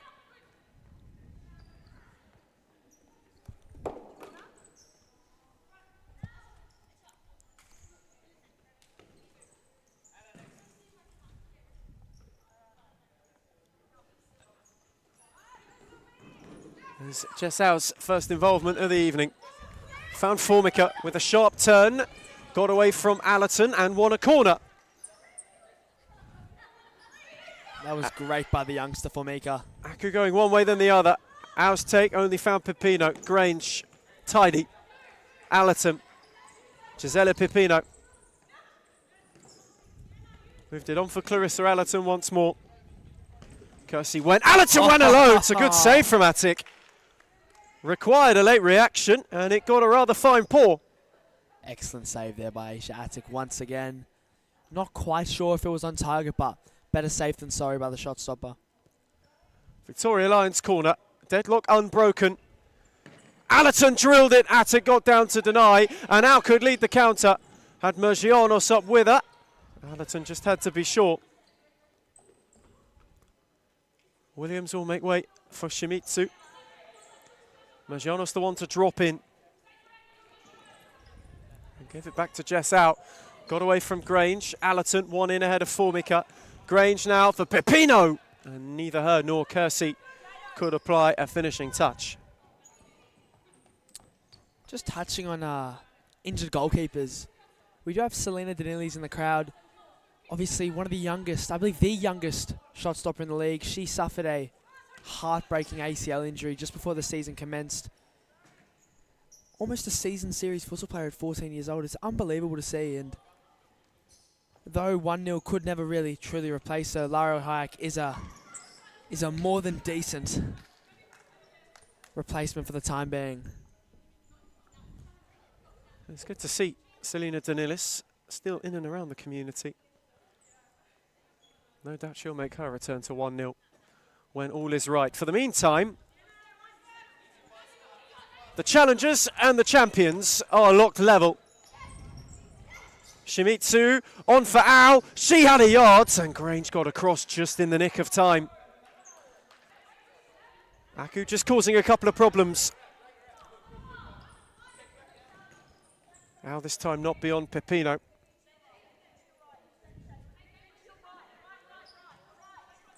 Jessau once more. Played it on to Magro, who gave it away.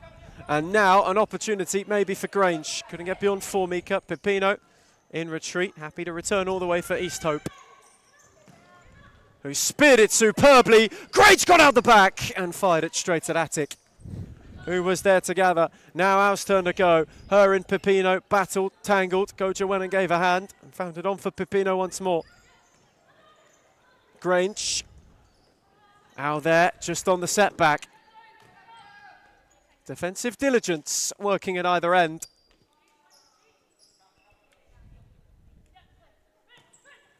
Pepino.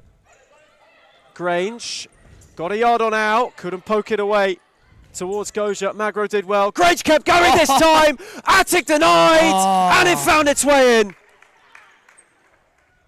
Victoria Lions have the leads, and despite Aisha Attic's brilliance, Goja's on hand to give them the advantage they so desired. Look, there's not much more the shot stopper could do there. It was just unfortunate, a little mishap in the back, and Vic Lions are clinical enough to take a chance that good. Real chaos, real scramble. And the shot stopper saved supremely well, and then had her goal disturbed for the first time.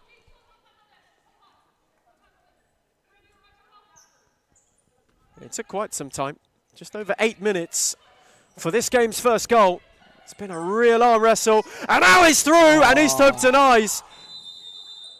And there's a shout for handball, which has been warranted.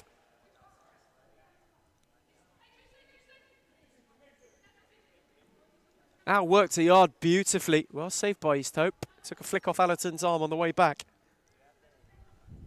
QEMU was up straight away. Aku free kick. Maybe a look at a leveller.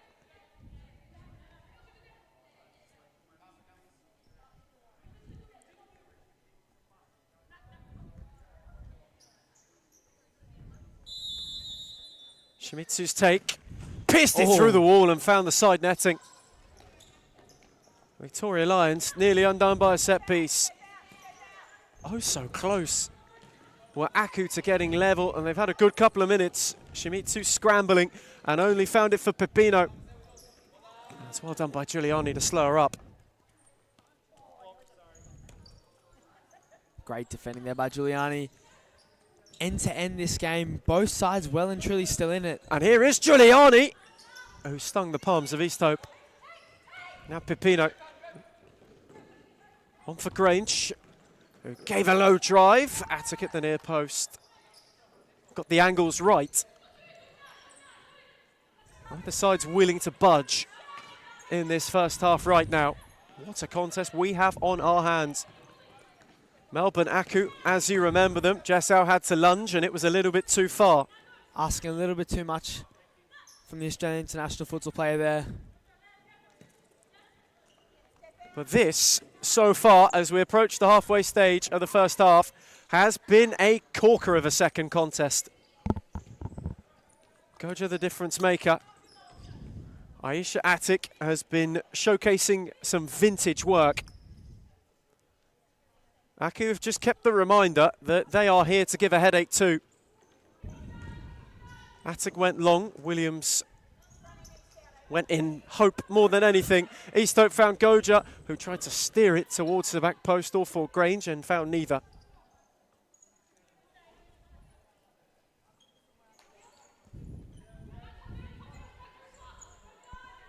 There's Jess out.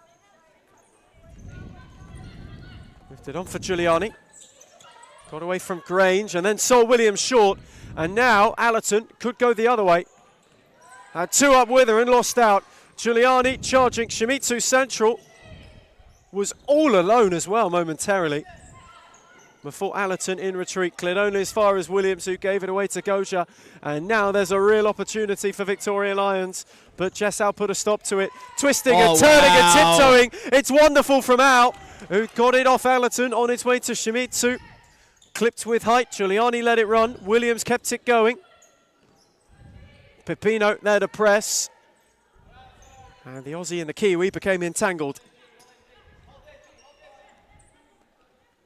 A little bit of the Jessau amazement. Are you entertained? Ricochet finds Shimizu.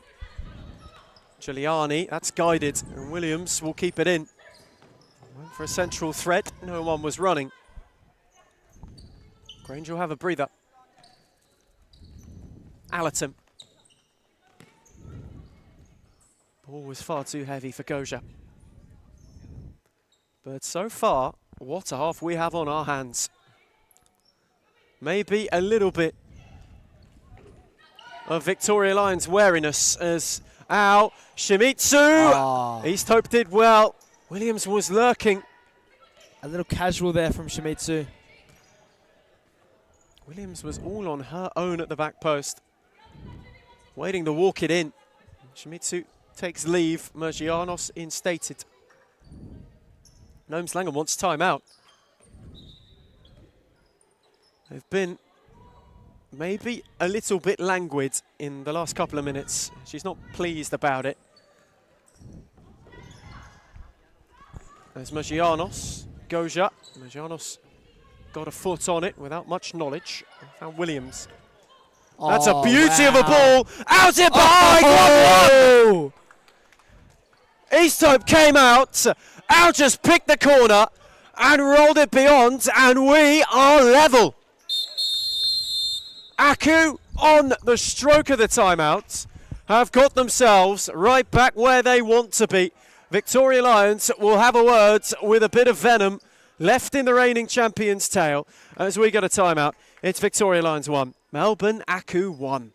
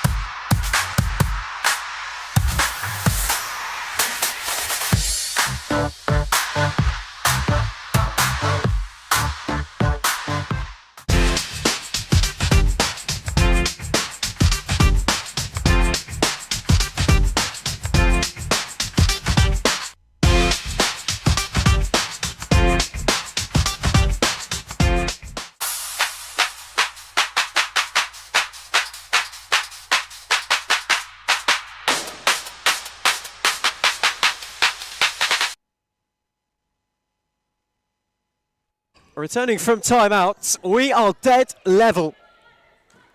Aku on the stroke of Victoria Lions issuing it. Went one end to the other on the counter. Jessau just saw a gap where Sarah Easthope had left. And they've got themselves right back where they want to be. We said the reigning champions could still have a say in the title race, and well, Mason, they plan on doing just that. They sure do, Ethan. It's just that Melbourne Aku, on their day, are such a tough team to play against, especially when their captain is playing Jessau, and she's drawn them level there, and what a finish that was, and she's off again now. She is on the march. Two up with her, one of whom was Williams. Allerton with a good read. Goja. Is there a look the other way? Had Pepino, Allerton, and now finds its way to Gisela Pepino. Victoria Lions being patient. And Aku are going for the kill. Williams. Set it back for out. Mergianos, lovely move. Searching was Formica. Good challenge by Allerton. Pepino with dancing feet. And now Kersey. Gisela Pepino. Got a footwork. Right onto beauty! Crashed it in! And crashed Victoria Lions back ahead when they were just in critical condition. That is a huge goal in the grand scheme of the title this season. Ethan, who knows, that could be the goal that gets them over the line tonight. Picked out the top corner with aplomb. Pepino is on the golden boot trail. It takes a lot to beat Aisha Attic from that range, and she has done just that. Side netting finish, what an unbelievable goal. Pepino's at it again. Victoria Lions can breathe a little easier. This time Pepino searching for Kersey, too much on it.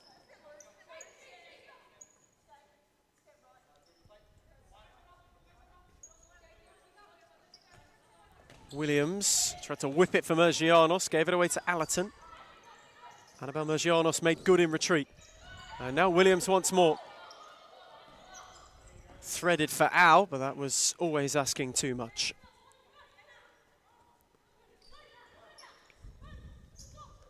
Navaku got another response up their sleeve. Or can Victoria Lions find some breathing room?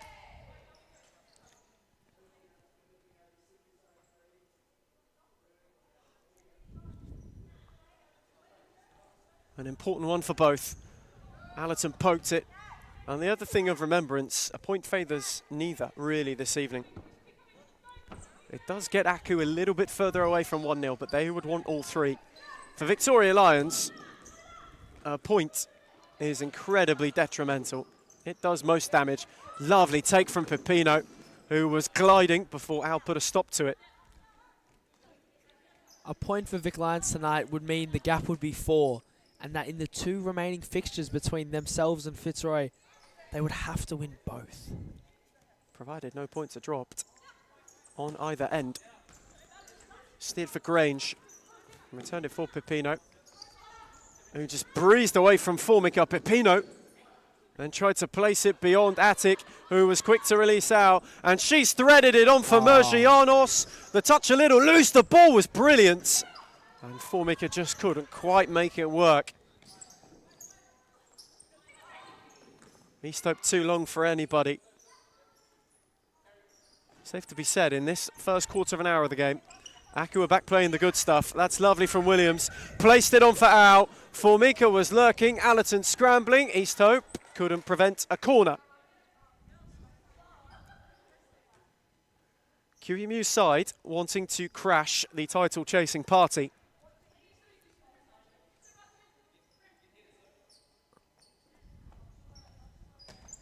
Al's take with depth. Mergianos on the half volley. Always sliced it.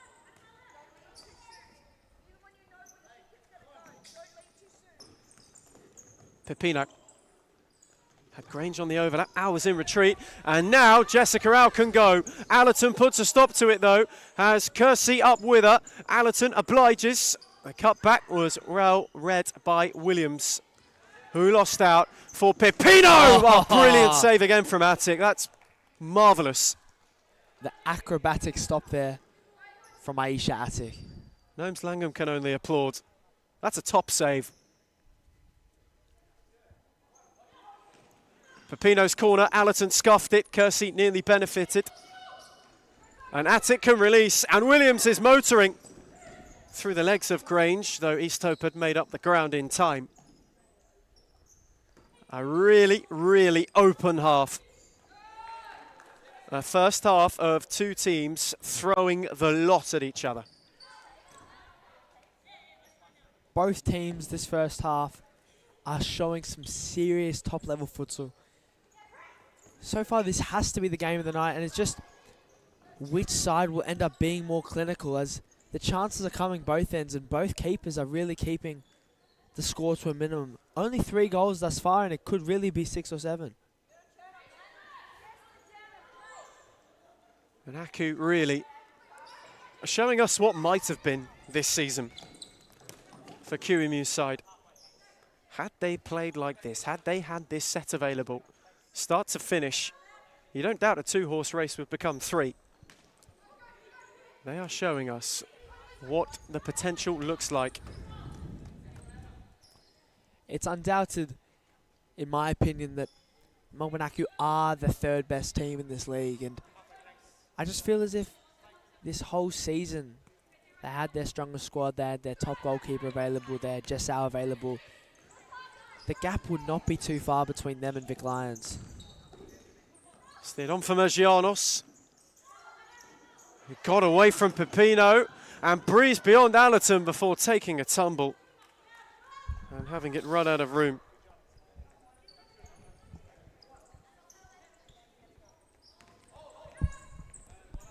Pepino, Grange, can't get away from Al.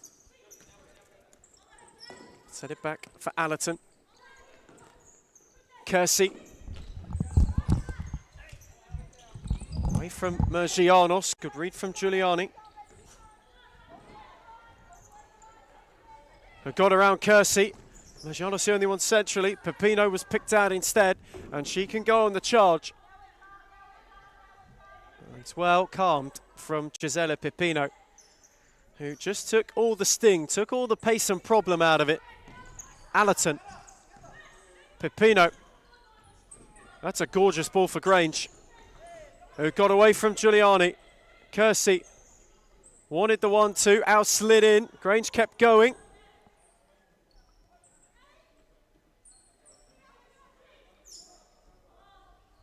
Pepino, deflected by Shimizu, who got it from Al and can lead a charge the other way. Williams was just getting forward, and now Allerton is under a bit of pressure.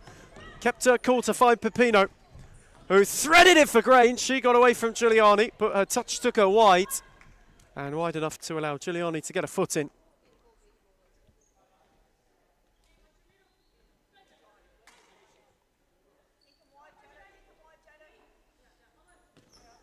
Grange for Pepino. Grange once more now. Allerton, that's well worked. Kersey, gorgeous footwork. Shimizu did enough and then went and got it. And now is tiptoeing, has one up as well, of whom was Magro. Aku have got a look, Shimizu's got clear, set it back for Al, East Hope denied, and the second as well. Brilliant keeping. One Australian international denies another. Jessau had two looks at a leveller, and Aku have to settle for a corner. That really should have been the equalizer there, Ethan. Out for Giuliani, and East Hope again unbroken. And quickly on for Pepino. Oh, wow. Lovely flick. Kersey's all on her own, and Attic denies at the near post. Such a good touch from Pepino. An even better save from Aisha Attic.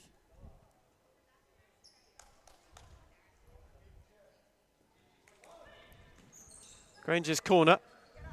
Pepino! Still trying to pick the postage stamp. Victoria Lions still looking for breathing room. Aku looking for an answer before half time. Is there a late change in the first half's tail? Out, Shimizu. Again wanted out. It's good from Allerton. Giuliani. Jessica out. Giuliani continued her run. Allerton went with her. How massive would an equalizer be before this half-time, Ethan? Change the complexity of this game, perhaps of this season. Al's take with too much hype for Shimizu. It wasn't without whip, but it lacked a lowering that could have proved problematic. Here is Allerton. Couldn't thread it through. For Grange, who was lurking. Kersey nearly picked Al's pocket. Giuliani now. On for Magro. Shimizu lost out. Pepino, time to perfection. And Gisela Pepino is still going. Steered it for Kersey, and Attic with a brilliant save again, this time at close quarters. Wow. seems Aisha Attic's cop one here in the face, and you just hope she's all right.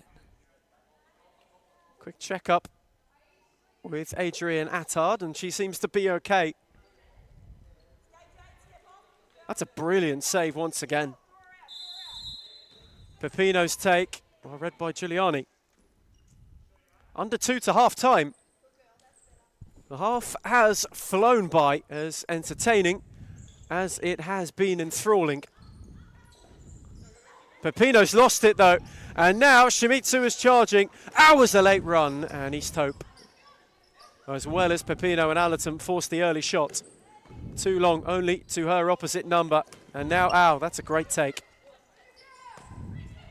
And then on the switch was Giuliani. Shimizu, glorious 1-2, and Shimizu's got an open net. Oh, wow. Aku will walk it in. A slip and a stumble and almost a bit of a trouble, but we've got 2 apiece in Darebin.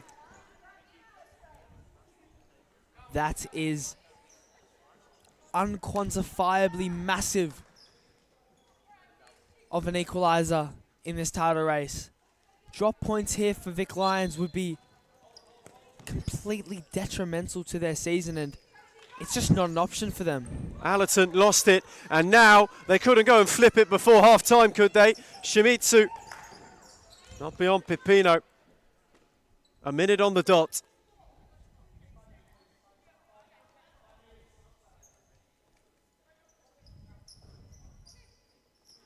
Shimizu's take. Giuliani gave it a go. East Hope unbothered and quick to go. Now Pepino. Not away from Williams, who can lead the counter. Hours through. Allerton again there to intervene just in the nick of time. Williams' take. East Hope came flying, and now Pepino, who got away from Giuliani. Attic spilled it in. Misfortune. Heartache. And for Pepino, a piece of delight. That's a frustrating one by Aisha Attic. So good this first half, keeping the score to just 2, and after all that, a mishap reinstates Vic Lions' lead. And it's a really, really unfortunate moment. You know the journey. You know the trials and tribulations. And Attic, who's had a magnificent half as well, up to this point, has just caught a really, really unlucky wrong end. Kersey in retreat. Attic will see it out. There is still time for an Aku equaliser. Victoria Lions have got their lead back again. Flung long by Attic. Too much height for Williams, who tried to make it work. Now Pepino. Al got a boot in. Williams unable to thread beyond. And Gisela Pepino is charging. Grange was on the overlap.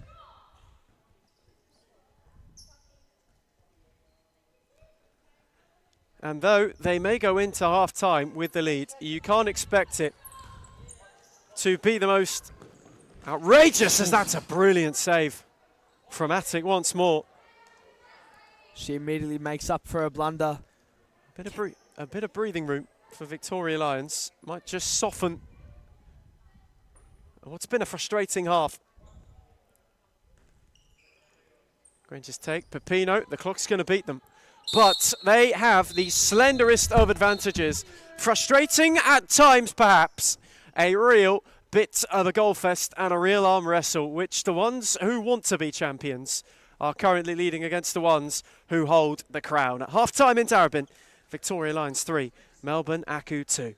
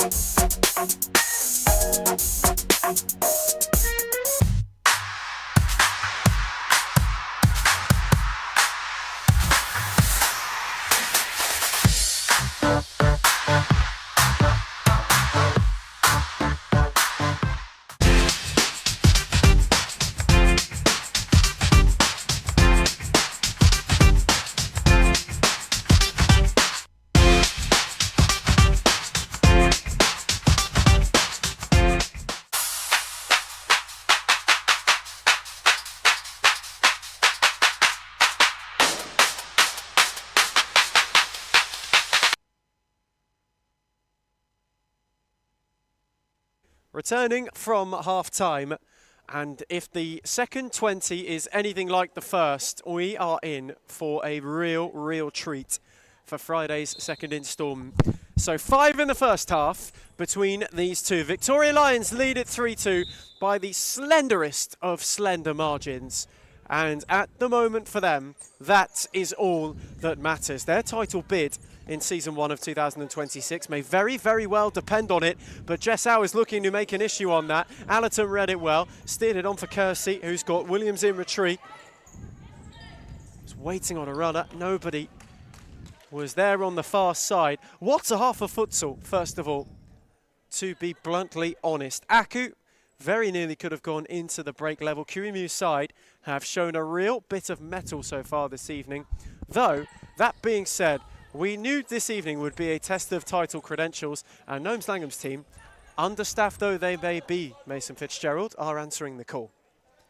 Well, really, it's a smaller squad for Gnomes Langham sides this evening, but it is a side filled with quality, edge to edge, but that's probably the best half of futsal we've seen from Melbourne Aku so far this season.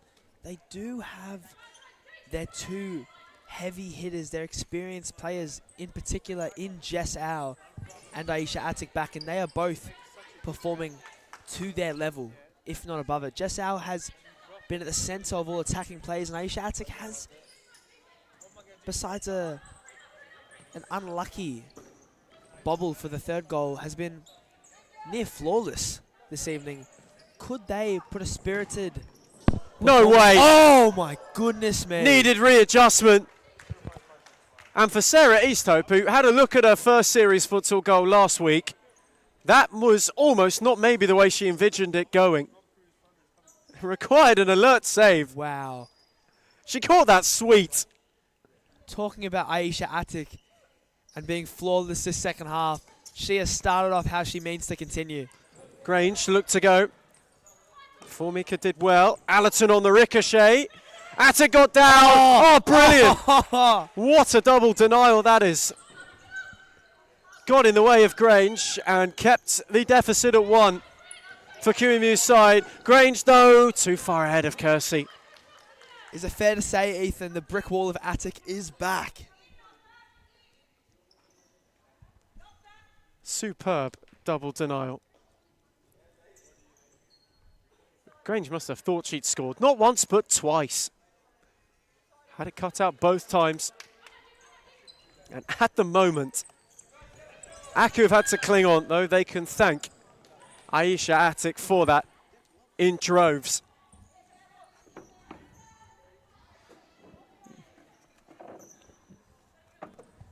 Victoria Lions still a little ruffled. Aku searching and surging for an equaliser. Here is Pepino, who placed it too far ahead of Allerton. That slickness just seemingly evading one of the title challengers.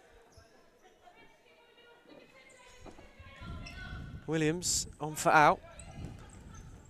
Tried to steer it for Mergianos, picked off by Pepino, who had 2 to go round and had too heavy a touch. That was great physicality there by Annabelle Mergianos. The youngster dealing with the veteran Giselle Pepino in succinct fashion, and it's really been a good evening for both of them so far. East Hope was charged down by Au once again. There's just a little bit of discomfort for the Australian international.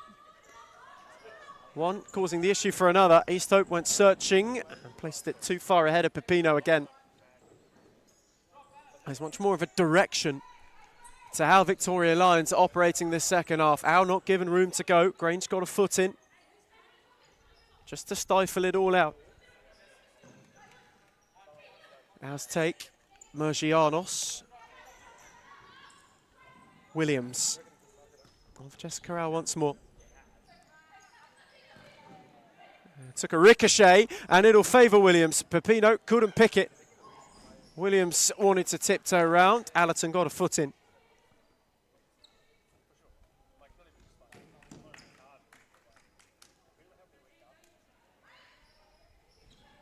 Williams take. Au gave it a rattle and only into Pepino, who can now go galloping. Up was Grange, and again, just a little bit too far ahead. It's a game of fine margins. It sure is. The game is on the absolute knife edge tonight, Ethan. Some serious quality shown across the board. Atacon for out. Got away from Kersey, but not Pepino. And she's really gone up a gear post half time. Allerton had a moment. Pepino wanted to go at Williams, wasn't able to. And to close the show on your Friday night, Northcote and Hart, an important game towards the foot of the table. Both going for 3 points that would relegate the other to the bottom or steer the other away. Neither wanting to relinquish ground. They've had 1 win apiece this season. Northcote early in the campaign. Hart the most recent addition. In quite some style as well. Warriors will want to get off the foot of the league at the expense of their opposition this evening. So quite a predicament and quite a paradigm that both of these teams find themselves in, Mason, to close out Friday.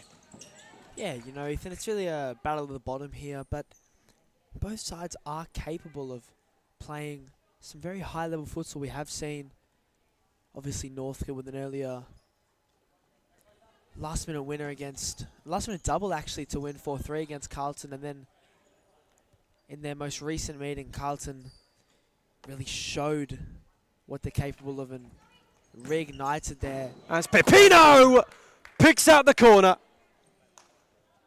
Worked to perfection. And Gisela Pepino guided it.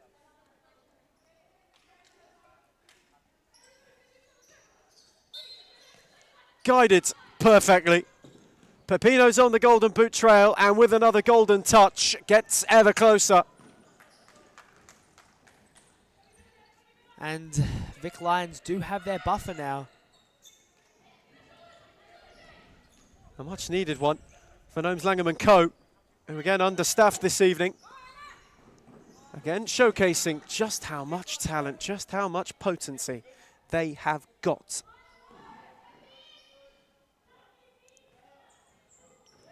There's Williams. My word, that was close. On for Mergianos. And the Vic Lions bench are not too happy about the way that Sophie Williams almost and then didn't take that side ball, almost like a retake in a way. That's clipped tidily over the top. Goja got it back for Allerton, wanted Pepino to make her move. Wasn't able to thread beyond Mergianos. Aku have got a look, and it's too far ahead of Giuliani.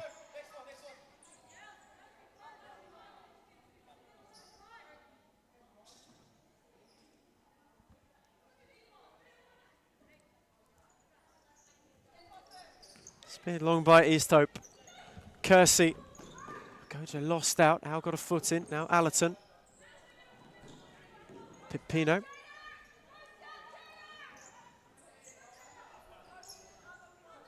Set it back for Goja. Pepino now once more.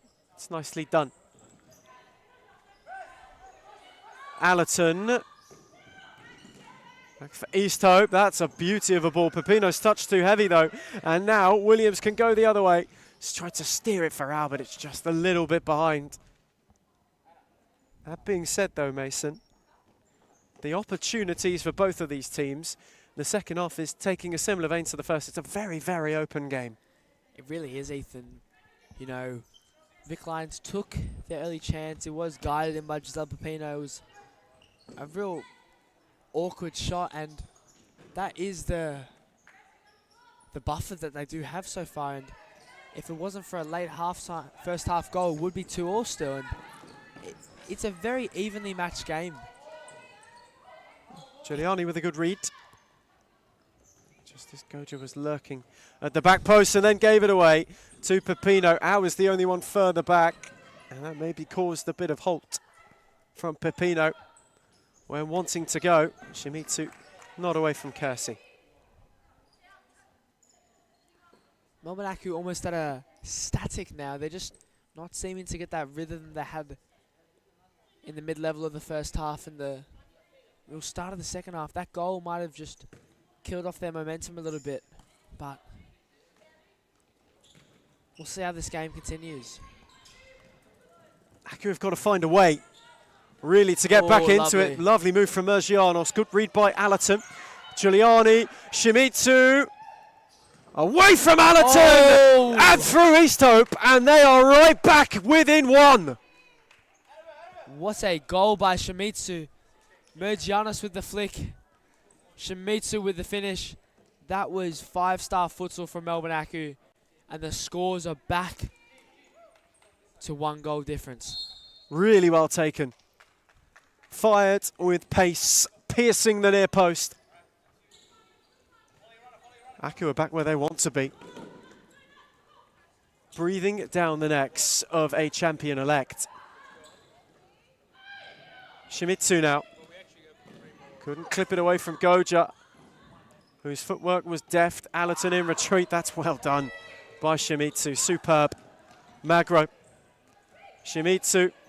This time did one too many. Allerton on the march. Goja's up with her and dragged it wide. Aku blushes spared. They were nearly made to rue, trying to overplay it. It was a nice set of play there by Shimizu at the start, and then just maybe one flick too many. Could have been a costly mistake and reignited Vic Lions' buffer, but lucky for her and the rest of the Melbourne Aku side, the chance was drifted wide.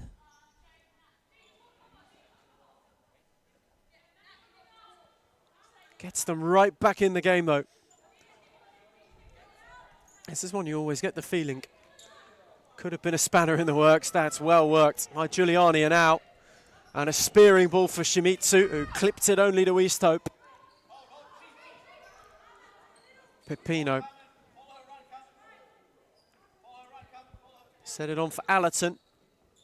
Pepino once more. Good read by out. Her and Pepino again became entangled. Easthope just had to clear her lines, and that is a real indication of the pressure that they are under. And in fact, for Victoria Lions, this is the first time they have conceded 3 in a game since that point against 1-0. Oh. And Shimizu nearly made it 4. still searching. Oh, wow. Giuliani smashed it over. They were a matter of inches from a leveller.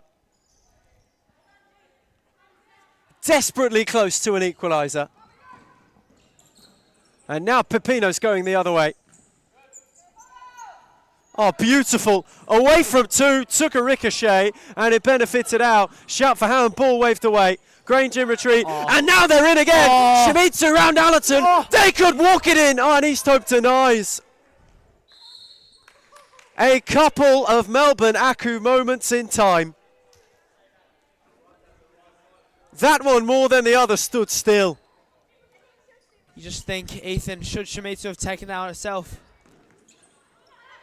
Out with a loose touch. Giuliani retreating, Attic, calm.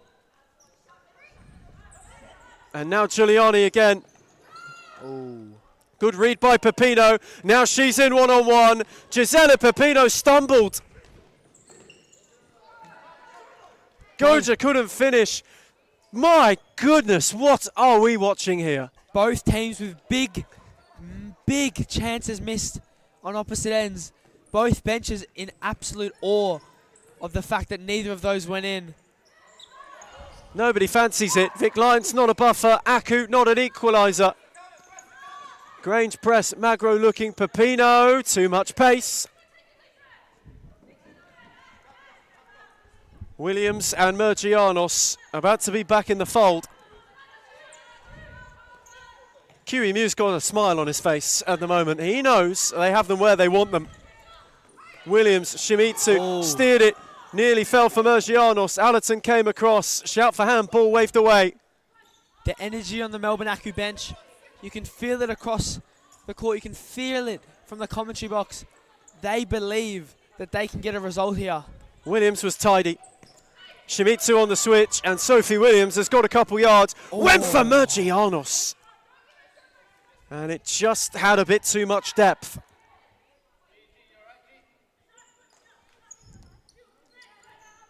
Check up on Giuliani just to see how she's holding out.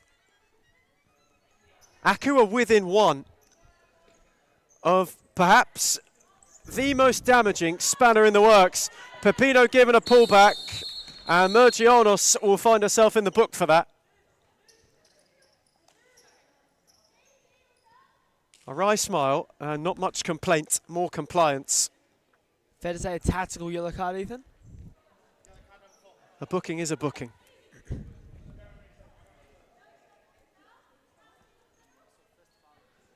Stonewall yellow. Mergianos walking on thin ice. Pepino from the free kick. She'll miss next week as well because of that. Accumulating too many. Confirmation of that. There's Pepino. Mergianos battling and got a boot on it. And now Shimizu can go. Mergianos was the overlap, but it had too much on it. East Hope, again, only flung to her opposite number. And again, Shimizu's open. Two in retreat. Goja and Pepino steered on for Mergianos. And East Hope with a safe pair of hands. You're just waiting for the captain to come back on the pitch now. Jess Au, after about a 30-second break, is going to re-enter the pitch soon. And Melbourne Aku are looking the better side this second half, Ethan. This is a reborn team. And there is out on for Shimizu and immediately involved. Got it from Williams. How many times those two have linked up? The giveaway for Grange. And now Williams, if she can get there ahead of Pepino, which she can't. Gisela Pepino away from one, away from two, not beyond Mergianos. And then some calm. East Hope calling for cool heads. That's a beauty of a ball. Goja's touch was heavy, and Williams escorts it back for Attic. And here is Sophie Williams. Mergianos. Couldn't measure it for anyone. Pepino is marching 3-on-3 momentarily. Mergianos got an important foot in. Au in retreat was sat down by Pepino. Flicked on for Grange. Gisela Pepino. Happy to take her time. And this half has got 10 to go. QEMU wants timeout. There's Grange and Au. And Attic had to come flying. Giuliani had to prevent the corner. Aku are going to want a break and a breather. They can feel the momentum just sliding the other way.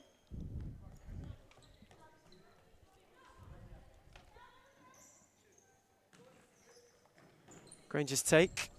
Allerton took a ricochet and then another.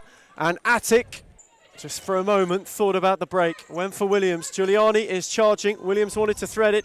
Peppino picked it off. And was forced to retreat and get it back from Allerton. Kersey was one way. Giuliani pressing to good effect. What a game we're seeing in front of us now. It's just almost as if both teams are just not content with the draw. Aku, for the time being, searching for that equalizer, but I've got a sense, Ethan, that if they get it, they'll be going for the win. Neither team wanting to settle. Victoria Lions ahead, though the lead is what it was at half-time. It is slim, one either side of the break. Victoria Lions 4, Melbourne Aku 3.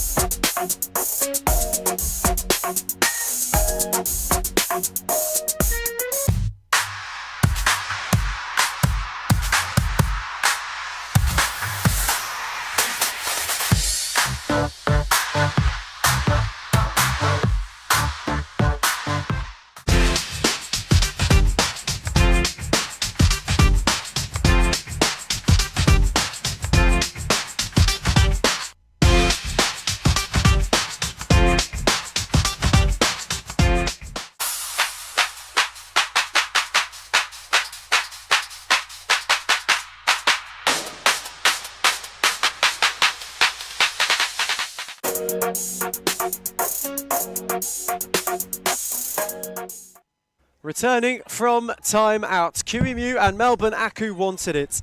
They are within one of Victoria Lions. This an opportunity to just go and pinch some title chasing momentum as Kirsty's there, tiptoed round the back, and from the timeout, put two between them once more. You cannot understate how important that goal is there for Victoria Lions. They have got their buffer back. And could that be to Melbourne Aku misery? There is a saying, Ethan Rigg, good teams win when they play well, great teams win when they play bad, and it's fair to say it hasn't been the best of nights for Vic Lions, but they do seem to be pushing to get that win. All being said and done, they've been far from bad. Entertaining. A proper, good old-fashioned goal fest in Darebin. We haven't seen a shootout since the top two met for the first time. That's gorgeous from Kersey with a great shift and a tame effort for Attic. Still plenty of time for Aku to cause yet another issue. Giuliani, Williams, now Jessica out. Williams made the run and was found wonderfully. Granger's in retreat. Oh, Beauty wow. of the ball from Williams, and Mergianos couldn't steer it in. QEMU head in hands momentarily. He knows what a look that was, and what a ball that was. That ball was unbelievable by Williams. And now Giuliani. Grange was in retreat. Kersey benefited, cleared to Peppino. How came to cause a problem. Peppino flicked it with finesse. And now Grange had two to go around. Giuliani in retreat. Peppino with a pinpoint shift.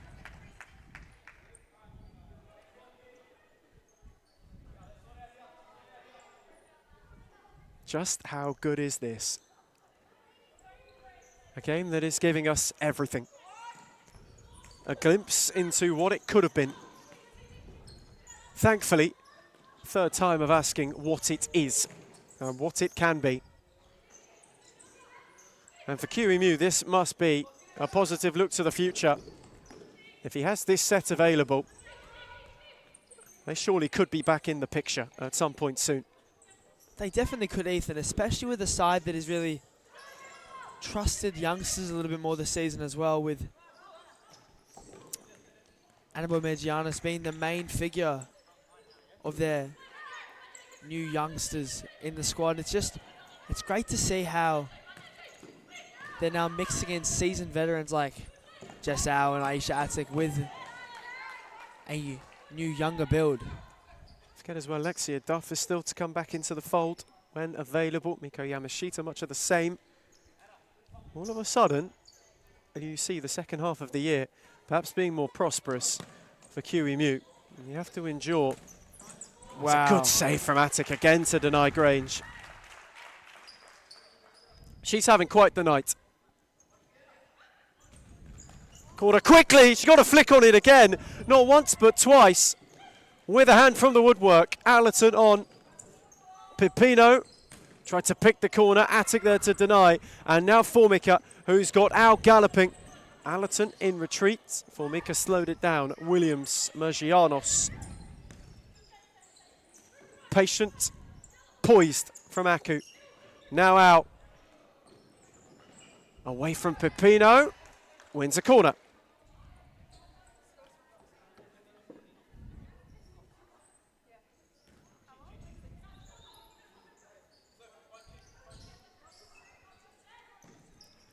Al's corner. Formica with a flick.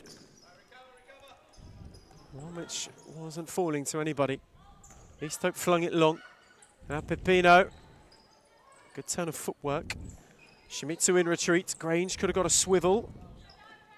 Atik will see it out of play.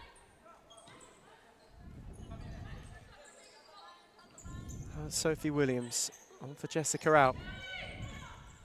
Couldn't roll for Shimizu, and Allerton cut it out. Grange had got on one more. Kersey was lurking. Vic Lyons corner.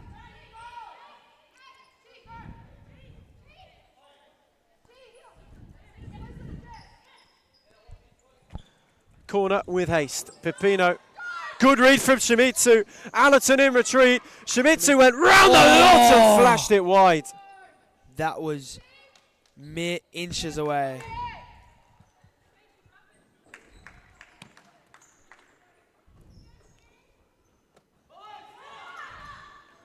Ever so close to within one again. Kersey lost out. Formica, tidy footwork. And Shimizu and her not on the same wavelength. This is a game giving us everything. And still, you are unsure which way it will go. Though that's lovely from Pipino. Atik denied, and Kersey couldn't finish.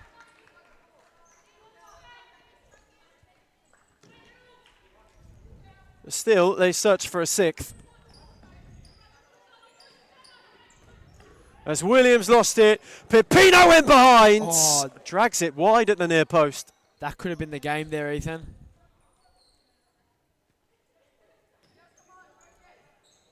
Gisela Pipino couldn't pick her corner and place it, though picked that off from Atik. Formica forcing retreat. Lovely ball, lovely wait for Allerton. Atik denied. Shimizu was swarmed. Aku can't find a way out at the moment. Williams on for Jessica out. On the switch for Formica, whose touch takes her out of play.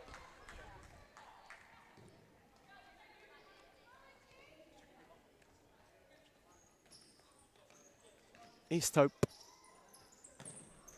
tried to spear it for Grange, only again found Aisha Atik, who's quick to fling it on for out. Williams had two to go round, set it back for out. They tried to steer it for Shimizu, and it's cut off by Pipino, who has moved it on for Kersey, who scores. And that may be that. Melbourne Aku held on, played well, but the sharp fire counter-attacks from Vic Lions are just a little bit too much for them to withstand this. Kersey has been not necessarily conductor, but clinical this evening. 2 in the second half, and it might be her most important brace just yet. Tested and tried with 5 to go in Darebin. East Hope with far, far too much length. And Victoria Lions, well then, doesn't that set us up in some way if it stays this way? 2 behinds. Next week, meeting number 3, 1 win apiece. A league title to go on and get. They are weathering the storm right now and are starting to just see brighter skies. Al was pressed, went for Shimizu. Through the legs of Allerton, and has 2 to beat. Pepino got a foot in. Williams was wandering too. That's lovely from Shimizu.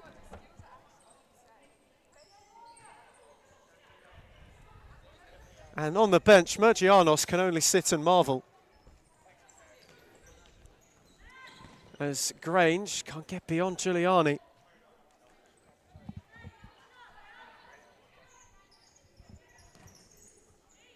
Pepino.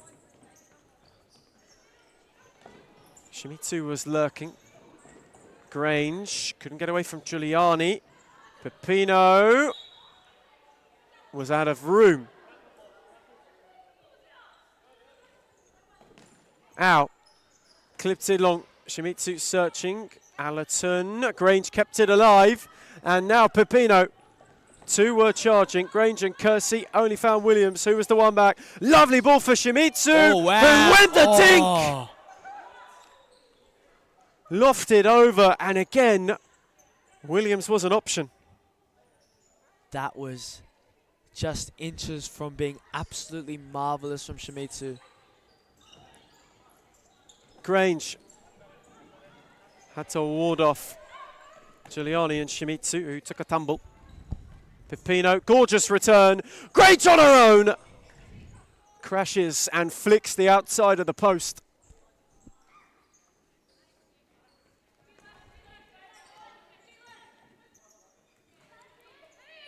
Jessica out. Couldn't get beyond Grange. Kersey placed it, and Grange was in behind. Williams was in retreat. Attic got down to deny. Mergianos got it back from Giuliani, but couldn't go beyond Pepino, who picked off well. Happy to set back for Kersey. Victoria Lions taking the sting out of it now. Grange went searching. Pepino did not oblige with a run. Giuliani wanted to steer down the line. Couldn't go beyond Pepino.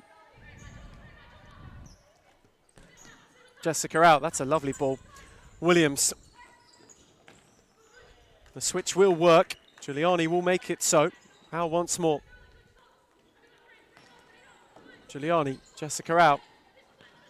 On for Williams, who got beyond Grange, and then Pepino placed herself. East Hope off an unexpected Gisela Pepino on that occasion. Taken quickly, Williams. Mergianos, blocked by Allerton, set on for Williams, who was swarmed. Jessica Al will give it a go. It'll crash into Kersey. Outtake 2. Williams was lurking. Grange did well. Giuliani cut it off. Mergianos.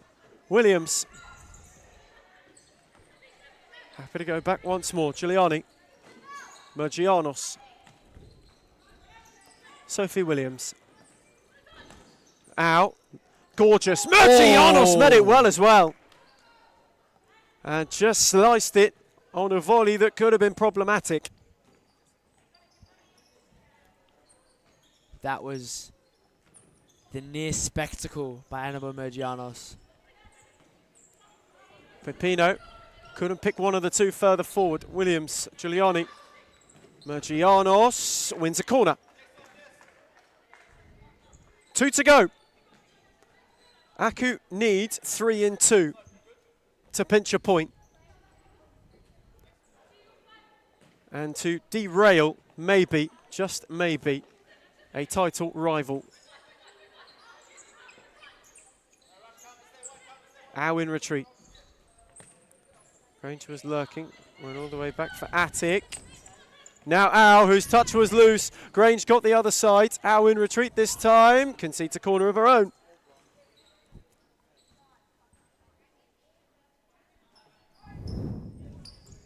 Grange's take. Pepino lurking. Corner again. In fact, no, it won't be. On reconsideration. Au this time. Any late change to the script either has to come now or it comes never. Victoria Lions just wanting to take all the sting and all of the nerve out of it. They know this will do. It'll be 2 to the leaders, 3 off the champions, and it will push them closer to the promised land. There's Pepino trying to pick out a worldie. And still Mergianos is wanting to make a menace. Giuliani, Magro. Lost to Pepino, who's tiptoed away. Attic with a good slide and a good bit of judgment. That was clean by the shot stopper. Once again, Melbourne Aku have not been short of chances this evening. They have been quite good, but just that little clinical finish is the difference between potentially a 6-all game and a 6-3. Magro lost out on that occasion to Grange. Final minute in Darebin. Victoria Lions are going to go in to perhaps the biggest game for some time in this league. 2 off the top. In hot pursuit, in chase of a Fitzroy side who are a thorn in their side. It hasn't been pretty at times. They've walked a bit of a tightrope. Aku have caused many, many a problem. For moments it got gloomy. For moments it looked as though they may just drop points at the most crucial of hurdles. Many a time within 1. Opportunities to equalise. Shimizu spurned lines. Williams couldn't finish. Mergianos made a mess. All of which allowed this. And Allerton, for one for the road, was unable to find it. But it will matter not in the end. And so, one of our would-be champions will go into the game against the other 2 adrift. Perfect since that defeat. They have not dropped a point, and that will continue. This, the banana skin. This, the opportunity for a wild, wild weathering night. Grange wants one more, denied by Attic. But though it was stormy at times, Victoria Lions come out of the purple rain with 3 precious points. A sigh of relief for Gnomes Langham. A sigh of what could have been for QEMU. Full time in Darebin. Victoria Lions 6, Melbourne Aku 3.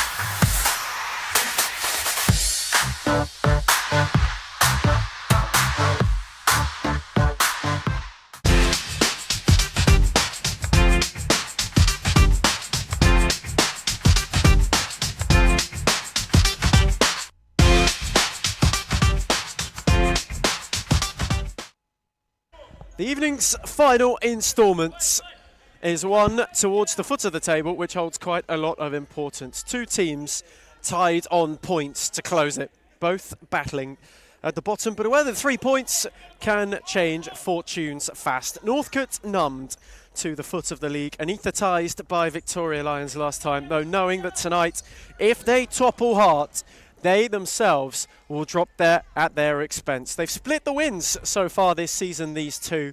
Their third encounter, one hoping to get the upper hand over the other. Hart, the more recent victor. Northcote got the initial jab, but this was the one, really, that matters. 3 points apiece. Whoever picks up 6 first may truly steer themselves away from the foot of the division. And it will be quite the closer. We've had quite the night here in Darebin. The finishing show. Reece Interisi and Isho Haskell renew hostilities on the touchline. As Bowen got away from Hewitt, had Vonya up with her, and she rolls it wide. Vonya re-included into the Hart team tonight. 2 drop out for Reece Interisi, but only the 1 change. For Isho Haskell, it's quite an alternative look on the Northcote team of last week. More than just the 5 tonight available for him, which will be quite the happiness. But Piers Barlow is there to give Hart early happiness herself. 60 stop clock seconds on the dot, and Carlton have the lead.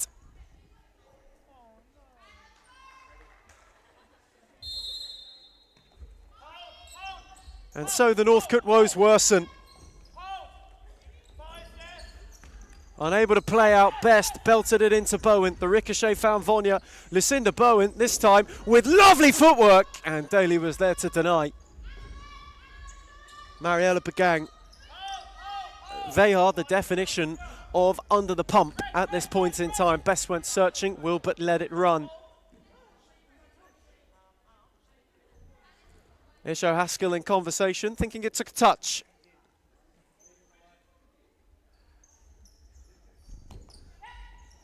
As Wilbert patient on for Piers Barlow. Threaded it on return for Wilbert, who tried to whip to the back post. Daly denied. Hewitt there to clear. Took a flick off Piers Barlow out of play.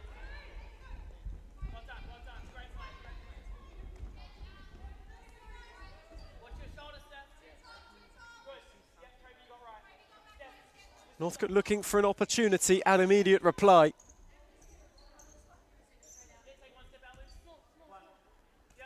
Hewitt's take, Whiting, Bowen was there to block, and then at the second was there to charge down. Steered it on for Vonia.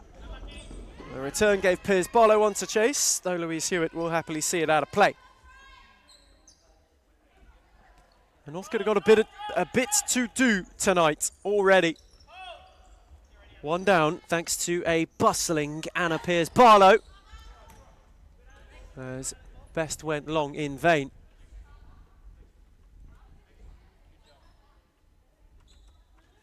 They will want to rebound from being on the wrong end of a vicious Victoria Lions last time, though.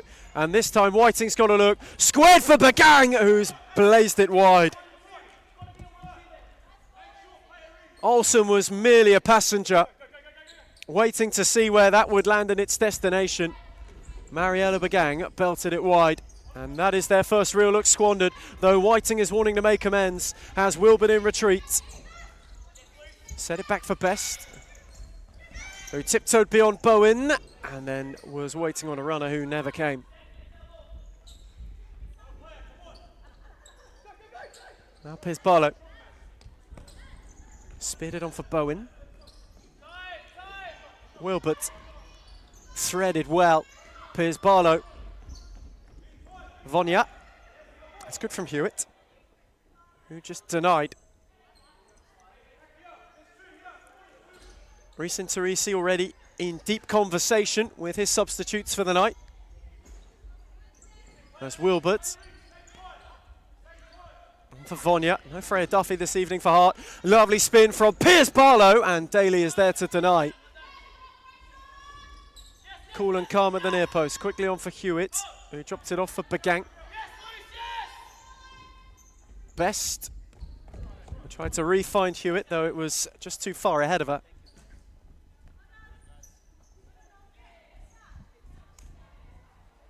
First couple of changes for Hart this evening. Ramaniaka finds her way on. As Wilbert finds her. Here is Clara Ramaniaka. Steered it on for Piers Barlow. Hewitt was hot on her heels and did so to really good effect. Quickly back for Daly. Northcote have just settled since that early concession. Now Best. Not away from Bowen, who was in well. And now Piers Barlow, who can lead a break. Ramaniaka was streaming. Bowen, more tamed. Set it back for Wilbert instead. Ramaniaka lost out to Bagang. Whiting wanted to cause the issue. Couldn't quite win it.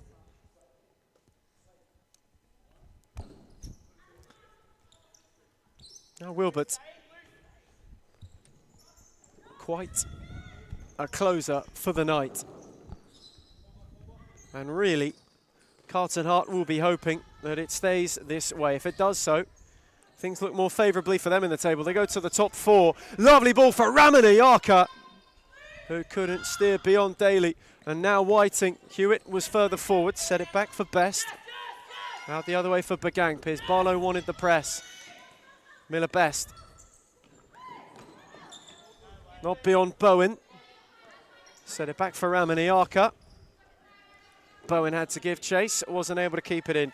But this poses quite an interesting setup, Mason. If Northcote are to be victorious, they themselves are lifted off the foot of the table at Carlton's expense. Though for Hart, they have a real opportunity tonight to not only gain a little bit of ground on Melbourne Aku, but they would go 3 points behind the reigning champions and would leapfrog 1-0 into the top 4. In fact, that is what is on offer for both this evening. If they were to be victorious, they turn the bottom of the table to the top 4 and 3 off the top 3. So this is a real 6-pointer in every sense. It really is, Ethan. Both these sides have shown glimpses of brilliance throughout the season, most notably with Carlton's real demolishing against Northcote the first time they faced, and it just shows how tight it is at the bottom and at the top of our league this season. It's unbelievable to see how each team on any given day can jump and leapfrog other teams. So the winner of this, assuming there is a winner, would... Oh, wow. Whiting crashes the upright. Just as I was saying, the winner of this would go fourth, and for either side, there'd be quite the statement with a slow start for Carlton and a new squad for Northcote. It would really peep each team into a bit of momentum after some poor results recently. Piers Barlow on the swivel. That's a brilliant save from Daly. Charging was Ramaniaka. It's a fantastic stop from the Northcote shot stopper. Denied Hart, an almost certain Carlton second. Whiting had her pocket picked. Joffa's on the charge. Best got a boot in. Hewitt was all on her own. Bagang tried to thread it. Wilbert cut it off, and now she can go. Colby Wilbert's on a wander. Away from Bagang. Tried to steer it to the back stick, and Piers Barlow had gone too early. Carlton really are knocking. They got the early goal. They're pushing for more, and Northcote need to withhold this pressure and build some momentum of their own. So the top 4's on offer for either who wins tonight. And if it is to be a draw, 4th to 6th are level on points. Only 6 points separate the top 3 from the bottom of the league.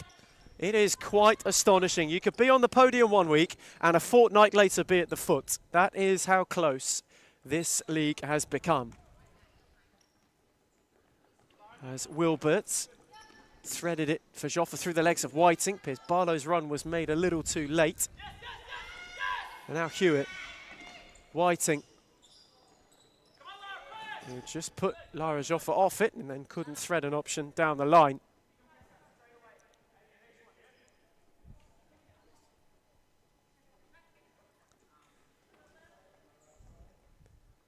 But quite a start to this game. Hart went ahead inside the first minute, courtesy of Anna Piers Barlow. Since then have come closest to a second. Northcote have hit the bar. Although Carlton could really have crashed themselves 2 ahead. Piers Barlow was lurking again. That's better from Whiting, who moved it on for Cow. Hewitt was deepest, given away to Wilbert, who had Cow in retreat. Tried to poke it for Ramaniaka and couldn't keep it alive.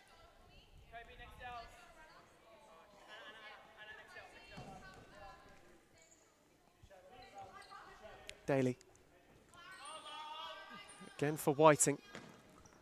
We tried to whip longingly to the back post. It just can't quite create a clearly cut opening. Whiting's bar breaker in and of itself was a snapshot.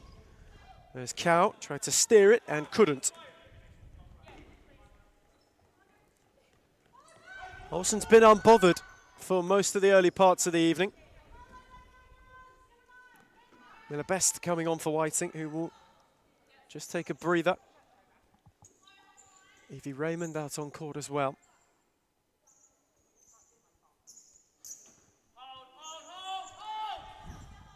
Daly happy to take in retreat. Miller Best. Steered down the line for Cow, who couldn't get beyond Ramaniaka.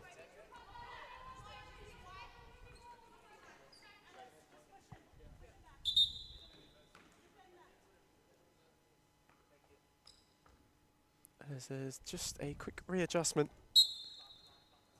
on court for Northcote, who are still chasing this game. Lucinda Bowen being ready for reintroduction. Joffa allowed to turn, but not beyond Best, who then went and gave it away herself. And Lamari was on the charge momentarily. Ramaniaka charged down.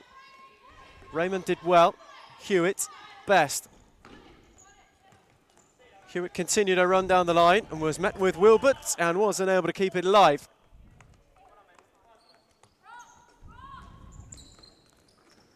Bowen was looking. Carlton have a corner.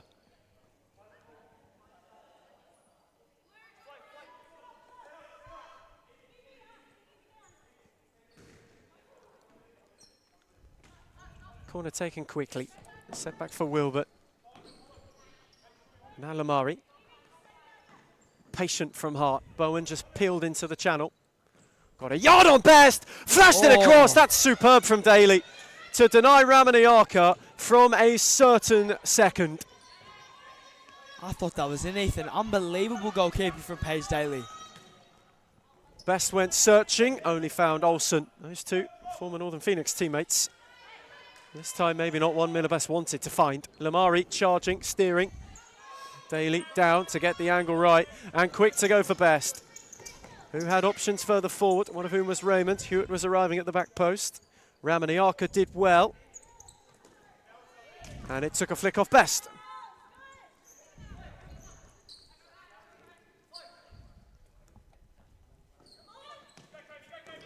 Hart have just done enough to stop Northcote's rhythm. Hewitt gave it a hit.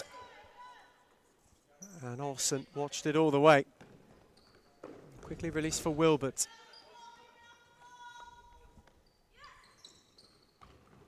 He was not allowed to wander beyond Raymond and then threaded it well for Bowen. Hewitt got in the way to cut out. And then take the sting out of it for Daly to go and gather. Best. Again, could not steer it much further. Isho Haskell wants timeout. He fancies a word, does the Northcote manager. As Lamari will keep that alive, will poke it out of play. Northcote will get their timeouts post-haste as we go to a break for the first time in Friday's final instalment. Piers Barlow's goal the difference. Northcote 0, Carlton Hart 1.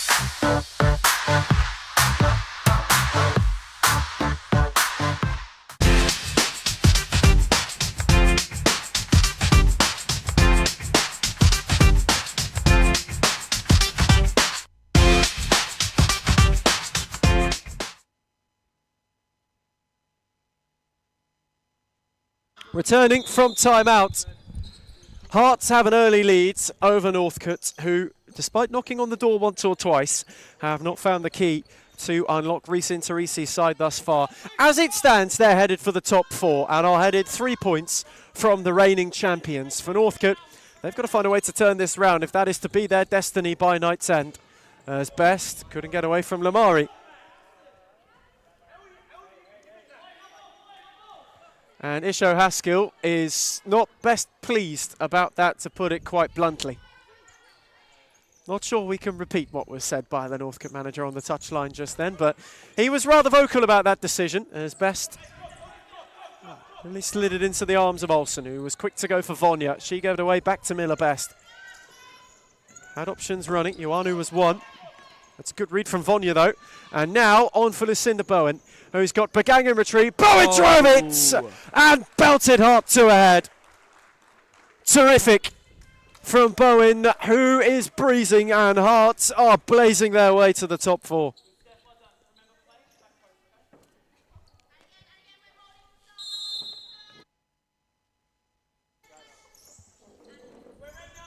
Hearts 2 up. And have got the evening going the way they wanted. Last time they overpowered Northcote quite early in this game. They put the fixture beyond them before any real punches could be landed in retort. And that is the way they're looking to apply once more. Daly going on a venture. Now Best, not beyond Bowen. Just seems against Northcote, Carlton always seem to turn up and show their best futsal. Miller Best. Ioanu, lovely 1-2. Best has got a yard and has hit the post. Inches from one back and from the deficit being halved. Lamari's done well to keep that alive, but Gag's the closest they've come. That was ever so close by Miller Best. A good 1-2 between her and Yanao. And just centimetres off a crucial goal back in this fixture. Vonya happy to go back to Olsen. And now Lamari. Not away from Best. There's quite a disgruntled figure at the moment, is Isho Haskell. There's Bagang. Got it back from Ionao. Best. Bowen set it back. Now Piers Barlow. Calm from Carlton. That's a beauty of a ball from Bowen. Piers Barlow tiptoed, set it back for Vonya, who didn't quite catch it cleanly.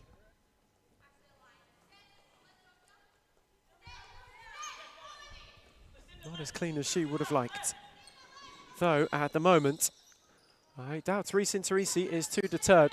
Flung long for Whiting, and Bowen in retreat did well.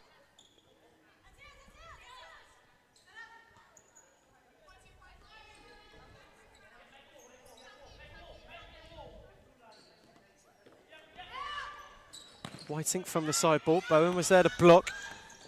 Those two battling. Set back for Bagang. Best. Tidy 1-2. Bagang just couldn't thread it to a real place of promise. And that's been Northcote's big issue so far in this half. Yeah, they've been creating good moves, but the finishing touch or the incisive pass just hasn't been accurate enough so far, Ethan. They're still looking for that. Hart had Bowen channeling Boeing at the back post. And ever so nearly was there to steer in for her second. That's loose from Miller Best.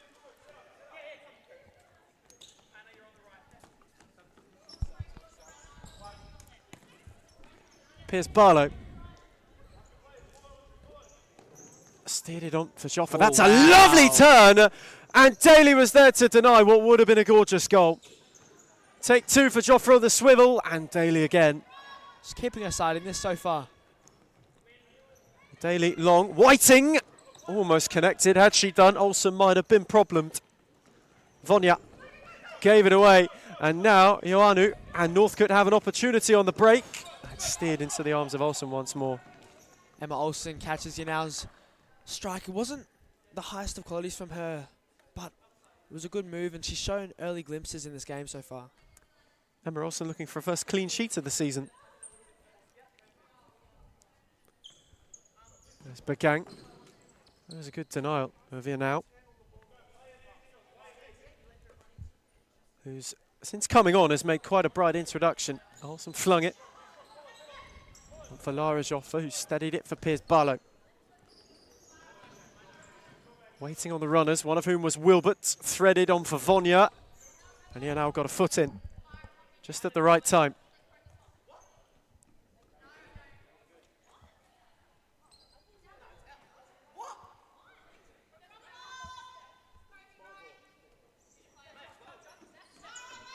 Reese Interisi just questioning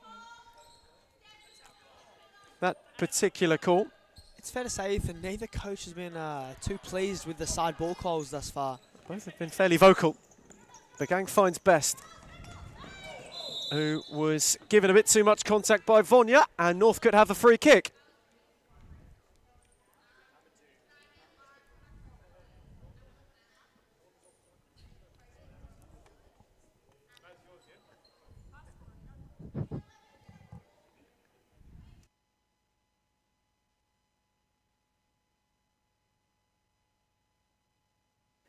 Northcote maybe from a set piece.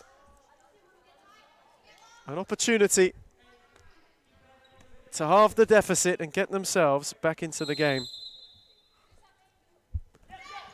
Best, Mariella Bagang. It's a good catch for Olsen, who wanted to go quickly the other way. It's an important flick on there by Yanao. Daly was lurking for her or Whiting and only found the railing.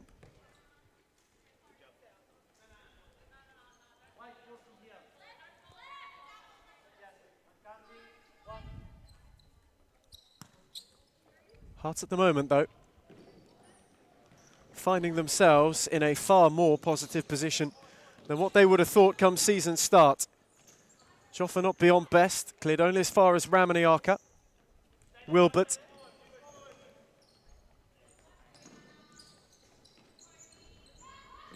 Tried to spear it centrally. Daly was uncertain. Ramaniaka went a fraction too early and thus wasn't able to apply more of a flick.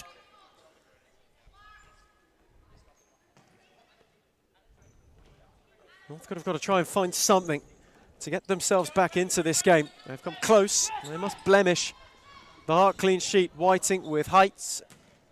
Too much length for best. They really need to make sure that the 2 goals conceded so far stays that. And so at least half-time, and ideally get one back for the Warriors. It's just a little bit of an underwhelming first half for them, but they've shown glimpses here and there. Yeah, now came across and put in a challenge to good effect.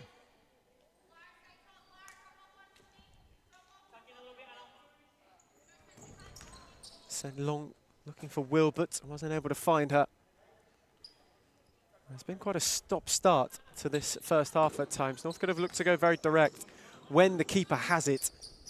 The Daly's made that no secret. He's looked to go for Best or Hewitt or Whiting. And there is Whiting, who cut out Joffa's ball and then asked a bit too much of Hewitt.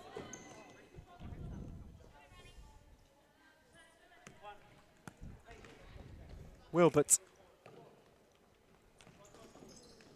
On for Joffa, who had Best at her back, steered it on for Ramaniaka, who wanted a 1-2 without a runner.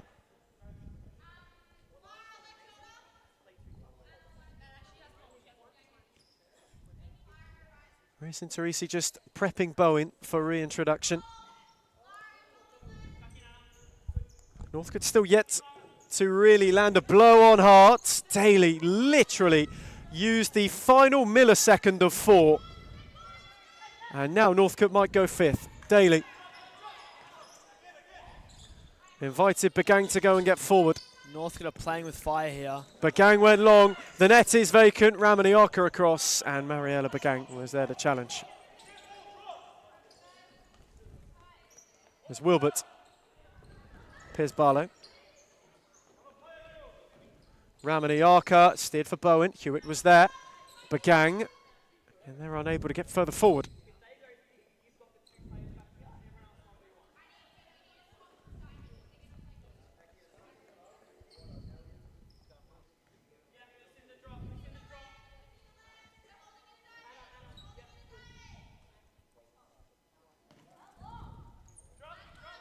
Now Miller Best.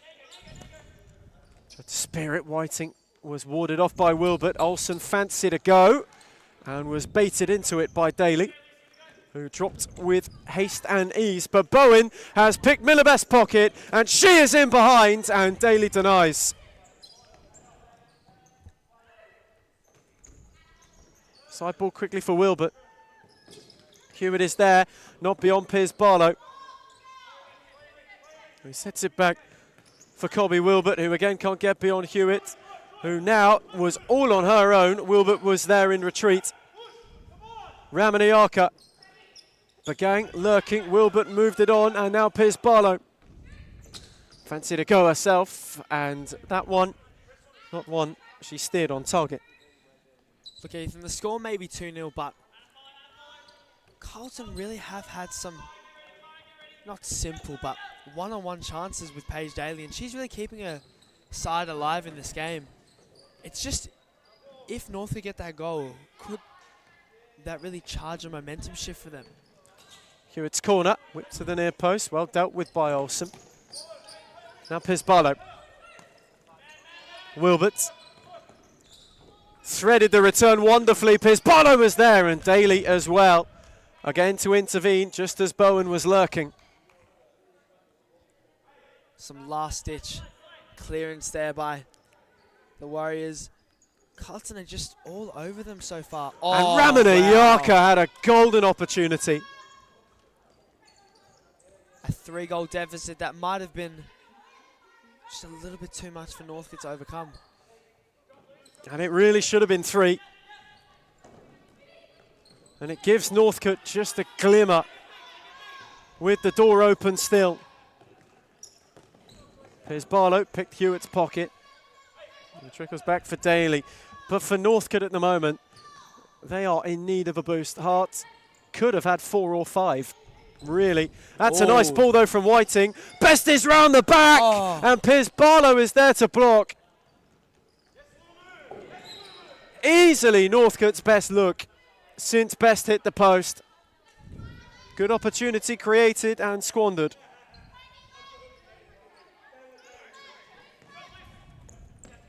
As Best wasn't able to get there.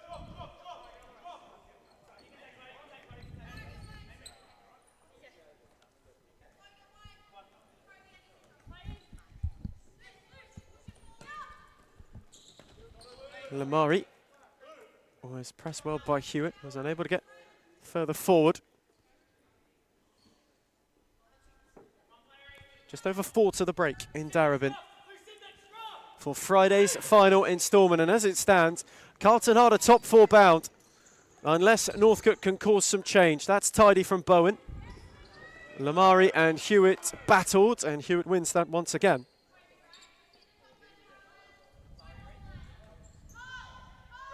Daly. On for Miller Best. Threaded for Whiting, who couldn't get it under. Miller Best claiming a deflection there, but referee seems to disagree. Although it's a 2-goal deficit, you know, Northcote have had their chances along with Carlton. There could have been a lot more goals in this first half, really, and the second half is still open, I'd say, Ethan. One thing you know with these two teams, expect a lot of goals and expect maybe a bit of a twist to the tail. Northcote went and pinched 3 points from nowhere the first time against Hart. And Best is away from Bowen and wins a free kick. And is this the look they were waiting for? Isho Haskell will hope so.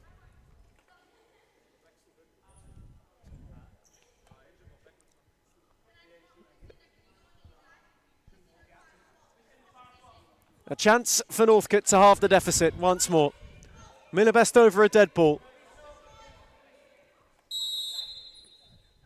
Whiting, an option. Hewitt another. Best went direct. It took a ricochet, a flick and a trickle, and Olsen got a palm, which was able to steer it to safety. It's tidily done by the hard shot stopper. There was an opportunity there to tap that in. Emma Olsen was on the ground making the save, but with a little bit more awareness from one of the targets, and that could have been 2-1, game on. Now Bowen at the other end. Ramaniaka. Lamari. Bowen, happy to drop it back for Ramaniaka once more. On for Lamari again. Patient from Hart. Tidy footwork from Lamari. Ramaniaka. Bowen. Just poked away by Lamari. They are toying with Northcote at the moment, as Ramaniaka had to lunge and couldn't quite keep it in.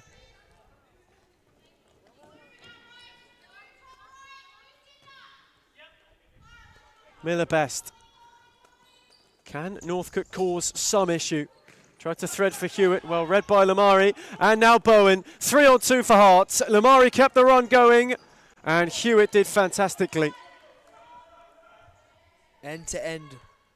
This game is just both sides showing their attacking capability, and Carlton just seeming the stronger side defensively.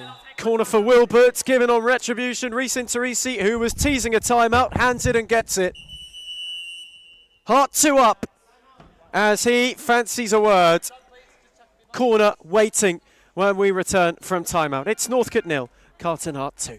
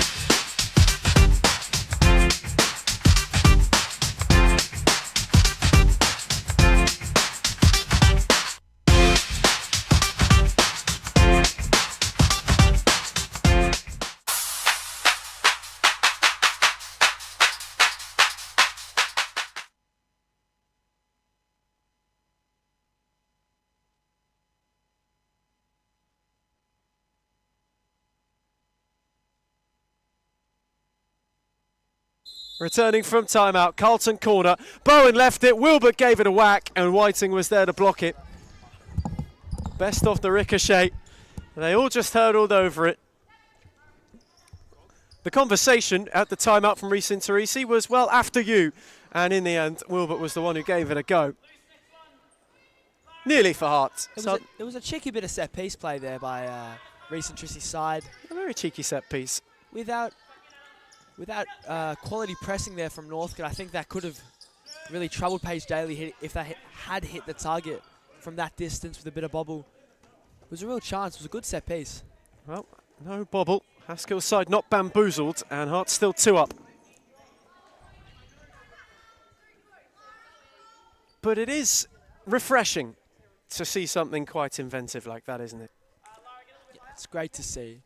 You know, each coach does call a timeout, usually with a set piece play in hand, and it's interesting to see throughout the season the different variations that each team does implement. It's really eye-opening to see different ways you can illustrate your team to create a chance out of nothing. Here's Piers Barlow. Wilbert. Vonyar couldn't steer it to the back post. Best was there waiting. Lovely sequence of futsal there, though. 71 seconds to half-time in Darebin. And Hearts have been playing some of the futsal we know Carlton can. This is a side searching back 4. The top 3 hunt. Wilbert with height. Vonyar, that's a good take. Joffre on the volley, just couldn't catch it cleanly.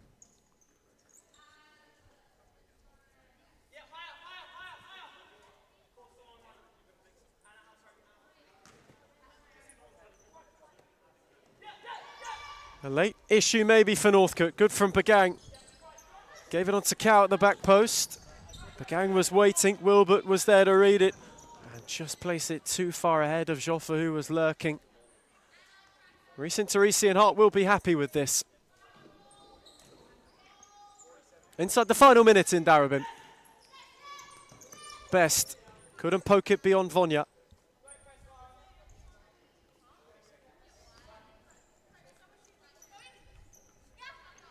First half's dying embers. Is there one last spark for either of these two teams? Oh, Piers Barlow's got around Daly. There will be, you know. Glorious for Carlton Hearts. Piers Barlow's at the double.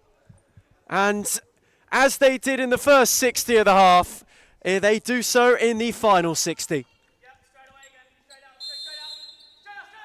Carlton, an impressive first half performance, and just be interesting to see how Northcote bounce back after the halftime break. It's just hope to see a bit of momentum shift, just to create a bit of a game out of this. You know, the first time these two teams faced was a 4-3 win for Northcote. It was just such a good game. And a Heart about to make it for themselves. Piers Barlow hat-trick hunting was too early to be hat-trick getting.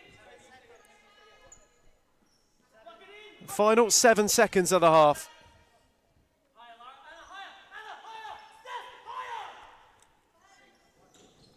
Daly on for Bagang. So a real dampener for the Northcote team talk prior to the break. Piers Barlow started the half. She then went and finished it. Sandwiched with Lucinda Bowen, who got herself one between. But for Carlton, it has been a cracking opening 20. Northcote's slightly fallen, though Hearts are now beating their way up the table. Half-time in Darebin. Northcote 0, Carlton Heart 3.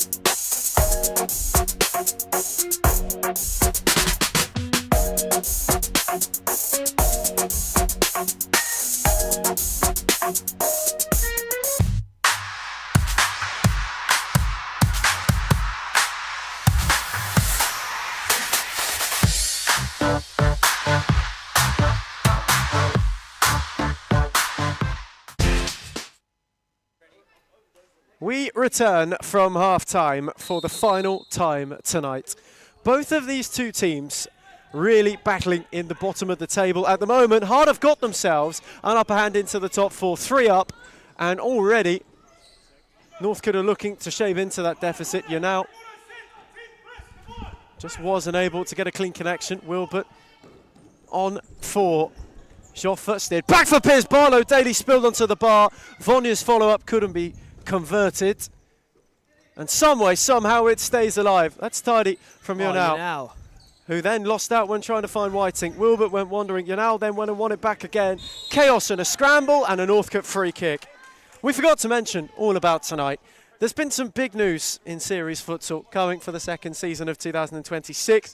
Hume are themselves making a return to the women's competition. It was posted, announced, signed, sealed, delivered in the week. They're hosting an open training session on the 13th of May, 8:30 to 9:30 at 41 Alberta Avenue over in Coolaroo to mark a return for Hume to Series Futsal Women. And they've put the news out in recent weeks. So a massive return for them, massive news for the Series Futsal Women's Premiership as well. A terrific outlook to Season 2 in 2026 as Wilbert is driving and Daly is there to intervene. Ball was already out of play. Happy to roll for Bagang,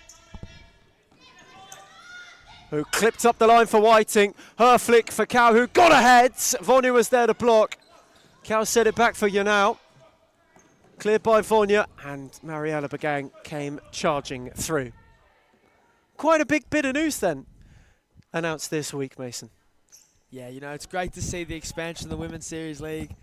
We have 6 teams in it at the moment, and we're just searching for more. That does confirm our 7th team of the season for 26-2. And it's just great to see the expansion of the league and the growth in women's futsal. We will be back to 7 for Season 2 of the year as Vonya is through. Daly denied brilliantly. Joffa was there on the second attempt. Cow blocked it at the back post and then was there to clear.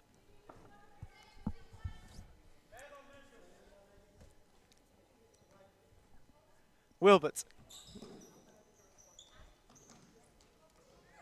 And Vonya is an option, tried to draw Whiting. Now Vonya, Piers Barlow, who is hunting a hat-trick.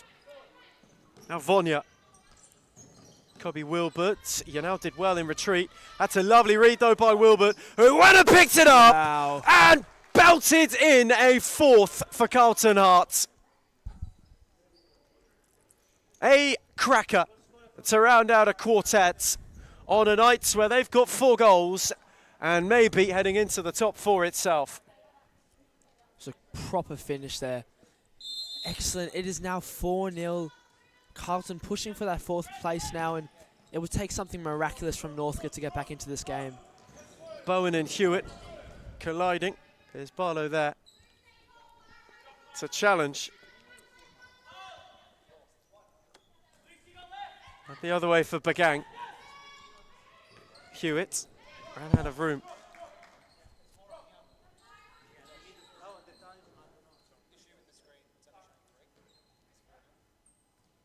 As Wilbert just drew Whiting in retreat. Now Piers Barlow was able to spin away from Cal. This is calm, patient from Carlton Heart. Wilbert and around Whiting, cleared by Hewitt.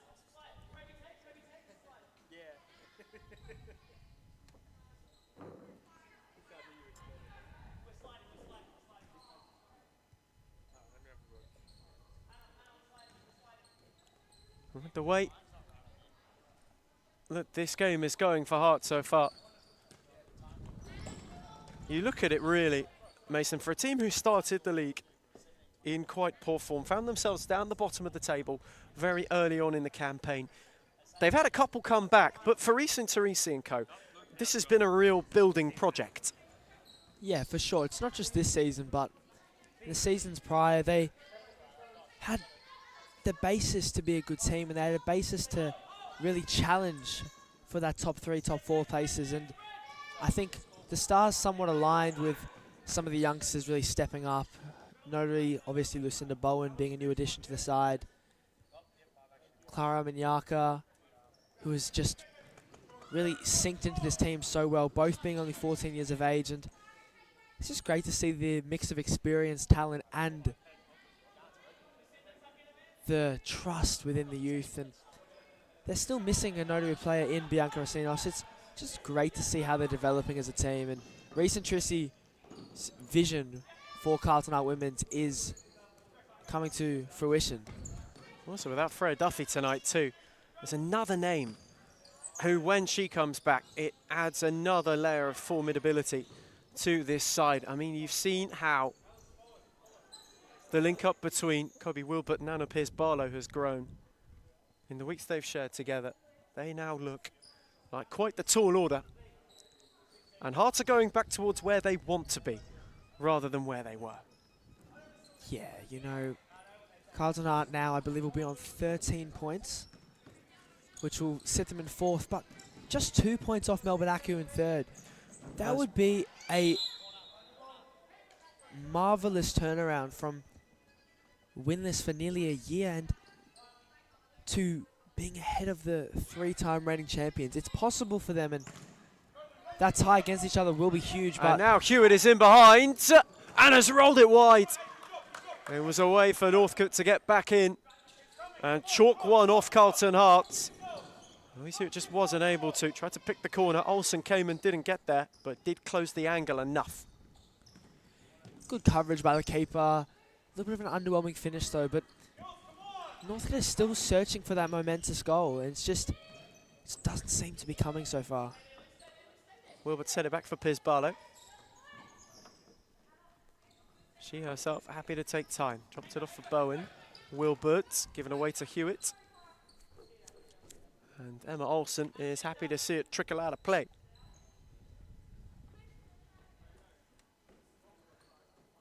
Reese and Teresi has used rotation well tonight. 3 on the Northcote bench, all waiting for instruction from Isho Haskell. Pearce-Barlow, Ramanayaka, lovely return. On for Pearce-Barlow, who flashed it wide. She is hat-trick hunting still, Ethan.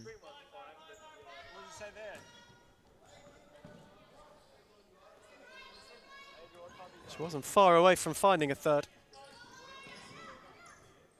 It's Bagang. Whiting. Again for Mariella Bagang. It's tidy from Northcote, just at an awkward height for Hewitt. Olsen flung it, Pearce-Barlow got it, wanted to steer it for Bowen. And now Raymond, lovely flick. Mariella Bagang was in behind, the return was wonderful, as was Wilbert's challenge. Just to slow it all up and kickstart a Carlton counter. Wilbert, Bowen with height, Ramanayaka couldn't pluck it. And ran out of room.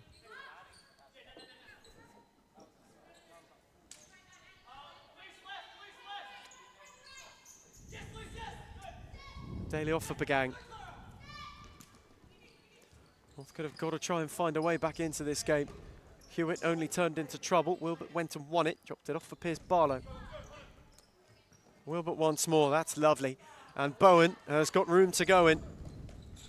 Set it back for Anna Pearce-Barlow! And there is the way to claim your hat-trick.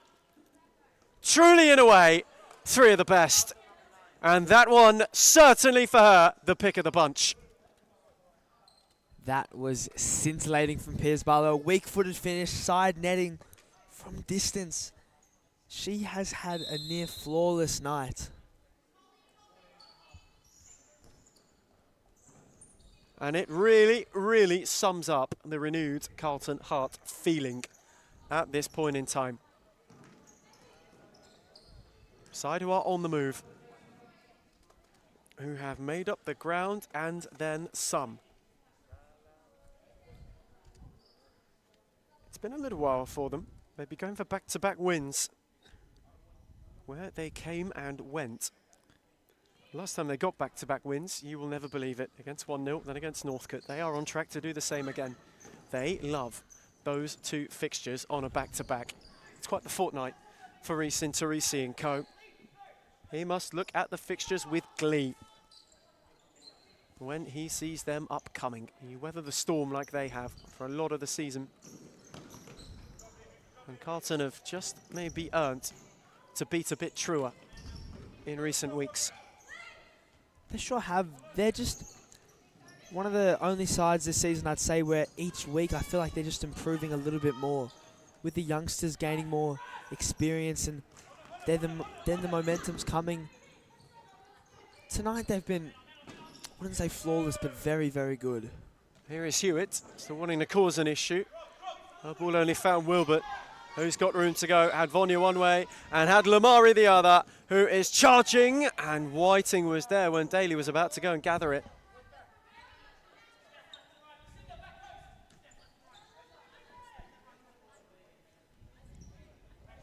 Carlton have a corner and have the opportunity to deepen the Northcote mire. Taken quickly for Wilbert, who worked an angle. The second attempt steered into Whiting. Still, they cannot clear the Warriors. Vonya. Wilbert poked it. Hewitt is in behind. Vonya gave a pullback, and for it will go in the book.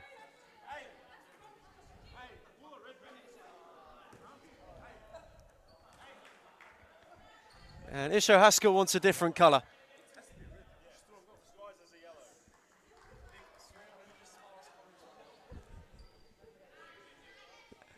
He wanted red, yellow was brandished.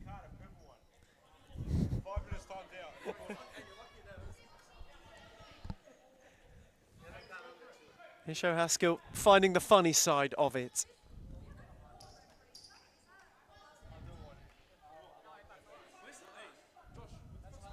Paige Daly also pointing the issue. Louis Hewitt was clean through.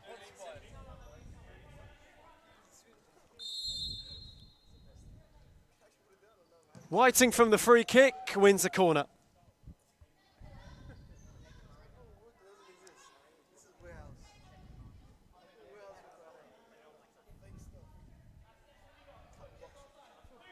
Northcote just knocking on the door.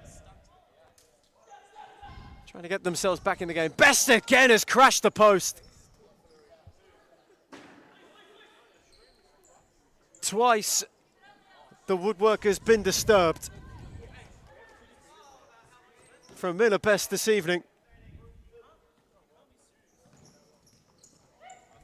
And still they find no way. Joffre on the swivel.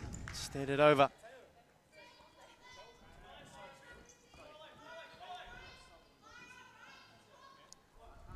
Isho Haskell is just noticing all the little things, really, at the moment, as Whiting gave it a flick.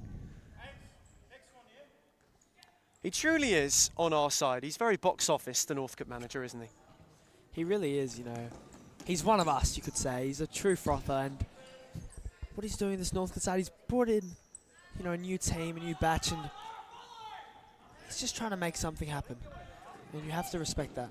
And Olsen prevented something from happening for Northcote just then. And they have been good for patches this season. It's just in a bit of a tough time for now, you could say. Lamari. Away from Whiting. Oh, to find its way through the lot. They cannot believe it. Quite the Northcote quandary. But on the flip side, for Florence Lamari and Carlton Hart, maybe, just maybe, the stroke of fortune they've been longing for all season.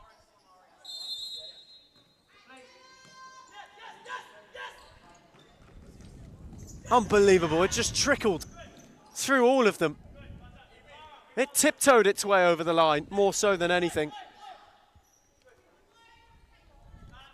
Hart have another. The angle was perfect to deceive everyone.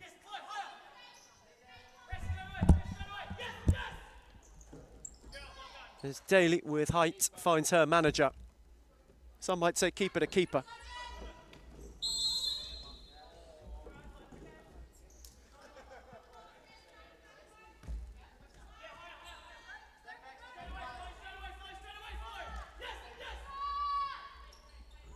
Carlton's night, and Daly again charged by Lamari. They just cannot handle the press right now.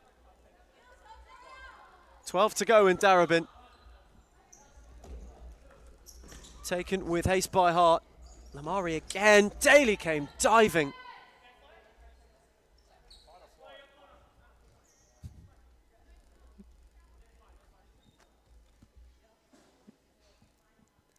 Quite the collision. Carlton again going. This time from a corner. Piers Barlow, the late runner, nearly found its way to Joffa. And they will go again.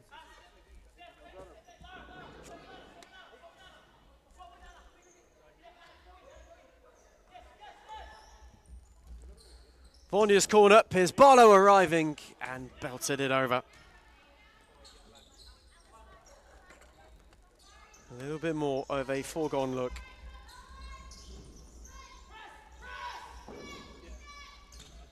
Piers Barlow pressing. Northcote really have struggled against that this evening when Carlton Hart have gone high. It has proven to be most problematic. Steered down the line. Lamari was looking, unable to keep it. And Northcote will have it. Reece Interisi not best pleased about that. Piers Barlow. Nearly broke for Yanao.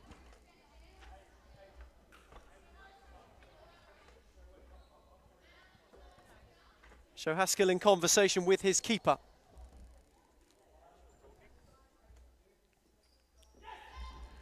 Taken quickly for Best, who belted her effort wide.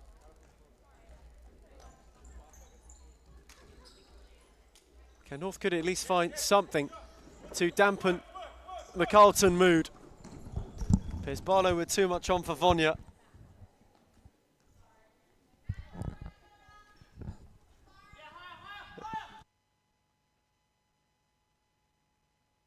And we've got a little change in commentary here at the moment. Mason Fitzgerald has been substituted in a way for Nicholas Partham, wasn't it? Good evening. It's the first time having you on commentary. Yes, it is, Ethan. It's a pleasure to be alongside with you. We've got and had quite the night tonight in and of itself. The first game gave us a glimpse as to what Fitzroy can bring to the table next week. The following, it's probably the best we've seen of Aku for good patches of this season. And tonight we're seeing, in the closer, a real heart resurgence as Isho Haskell wants timeout. What have you made of it? It's been, after the last few weeks of women's futsal, it's an improvement. It seems like most teams have filled up their squads. So it's much better than the last few weeks, I would say. Looks revived, I guess. Let's talk about the game. Line. Not about what I have to say. I've got nothing to say. Let's talk about the game. At the moment, it's going Hart's way in quite some style. Ramaniaka's take. Out for Anna Piers Barlow. Steered it for Joffa Ramaniaka on the late run. Cal was there to watch it. Could only clear her lines. Vonia told to see it out. Carlton this evening have really been superb. It backs up that win against 1-0 last week as well. But tonight you can sense there's just a real bite about them, isn't there? Yeah, they've got that hunger. You can hear Reece from the sideline screaming press. They just don't want Northcote to have the ball. And it's working. It's working. They have the ball here and press starts like that. Could see a goal maybe. Defending. But again, the press is very strong, and look at them all tracking back, following their players. Got to give credit to Reece and how far he's come along coaching-wise. He's improved a lot. Certainly from the start of the season, Hearts have come leaps and bounds from that side. Piers Barlow went searching for Bowen, who was unable to take it down. Northcote will have timeout when we come back from our break. Hearts, well and truly, running away with this one.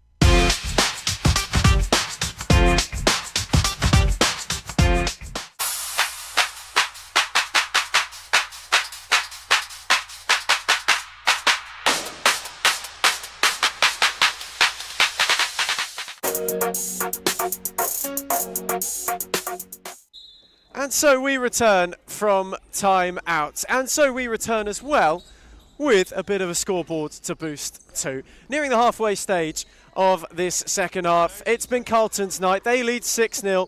Northcote are looking to salvage whatever they can from the evening. Or Piers Barlow is on for Bowen, and Carlton Hearts are going to hit 7th heaven. The top 4 beckons. 3 from the champions, they will be.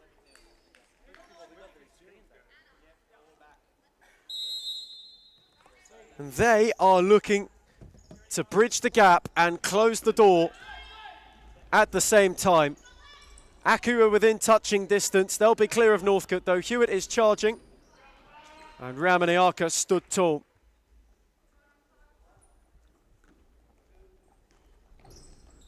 What a night it's been for Hart.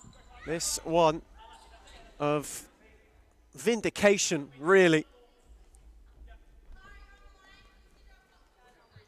Their night now matching their season. They did fly out of the blocks this evening. They didn't do so in the campaign, but they've picked up steam as it has gone on and now are proving a real threat towards the end.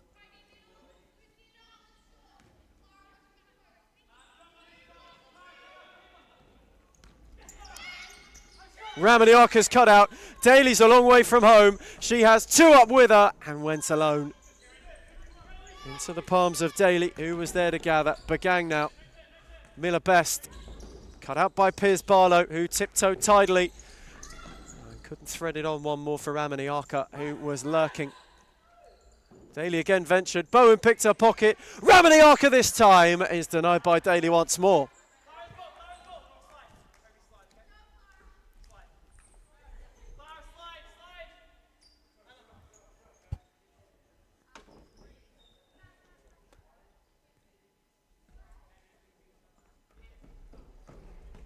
Left for Wilbert to give it a whip.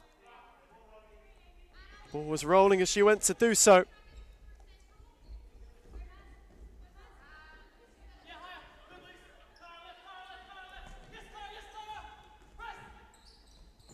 There's a real relentlessness about Hart at the moment. See if they can find their way beyond. Bowen with a good read on Best. Hewitt was then there. Clattered it off Piers Barlow, let it run out of play. Miller Best. Bagang. Gave it away. Piers Barlow has got Ramaniaka up with her, and this time she won't be denied. Hart running free. Released of the chains of the foot of the league. And now walking themselves towards clearer shores.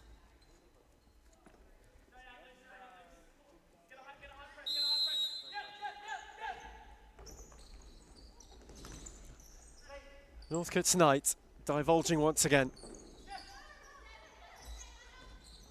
Really running away before their very eyes.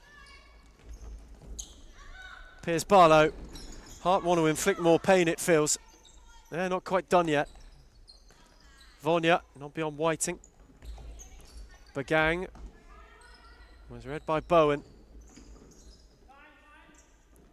For Vonya, her and Olsen sorted it out in the nick of time and did well to prevent the corner. Now Wilbert. who was there to work it back for Piers Barlow. Bowen. Took a deflection off Whiting, off to Manchester and out for a corner. Set for Piers Barlow, who dragged it. Vonya made it work. Set it back for Olsen. Isha Haskell not happy at all. He is far from applauding the Northcote manager.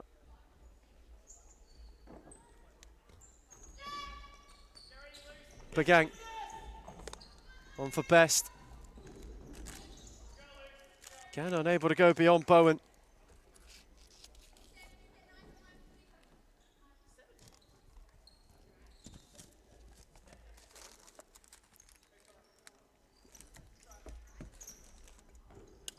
There's Wilbert.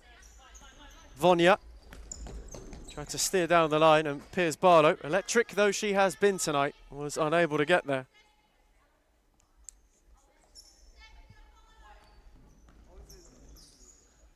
Daly flung it long. Olsen was happy to watch it.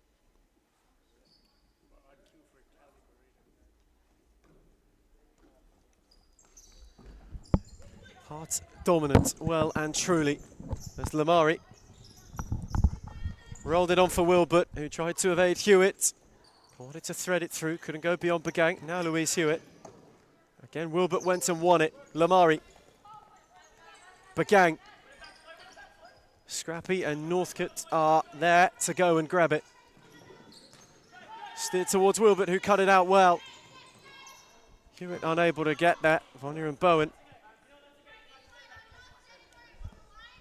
There to tick down. We've got about 6 or 7 minutes left in Darebin for Friday night. Heart have truly got it. They are going for the top 4. Their trajectory this season started grounded. Unable really to leave the atmosphere for some time. They were rooted to the foot. You could liken it though now to an astronaut. The sky's the limit really. They could go and get a top 3 finish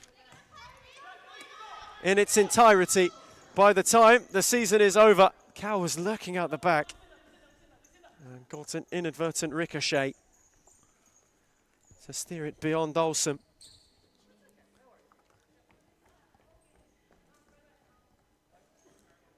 Reese and Teresi there to run the changes. Olsen, Lamari, good challenge by Cow, who went on her own and got one back for Northcote. Really well taken finish. And though the evening's not been theirs, they have got something to smile about. Merely a consolation, but I'm sure Isha Haskell will take it. Really well taken by Cow to at least chip one away, to at least deny Emma Olsen a first clean sheet of the season. Carlton shot stoppers had quite the few weeks. Northcote have at least gone and got one.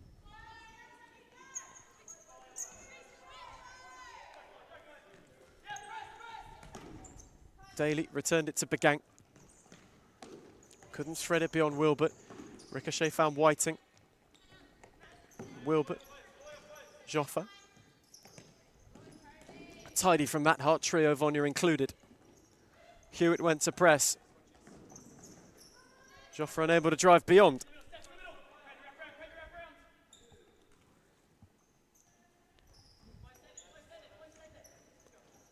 Let's copy Wilbert once more. Lamari, who's got 2 in 2 since joining Hart now, has made quite a bright start.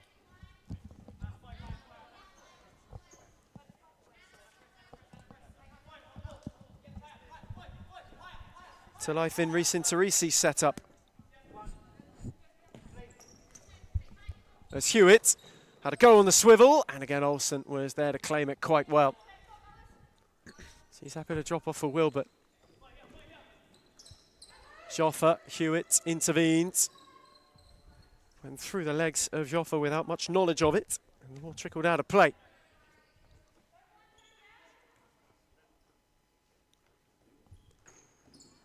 Time ticking down. Final 5 in Darebin of Friday's final installation. It's been Hearts night.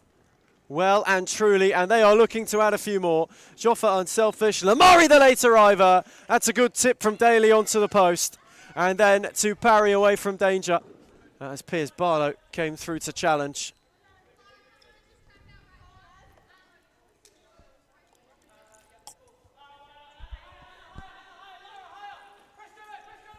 Daly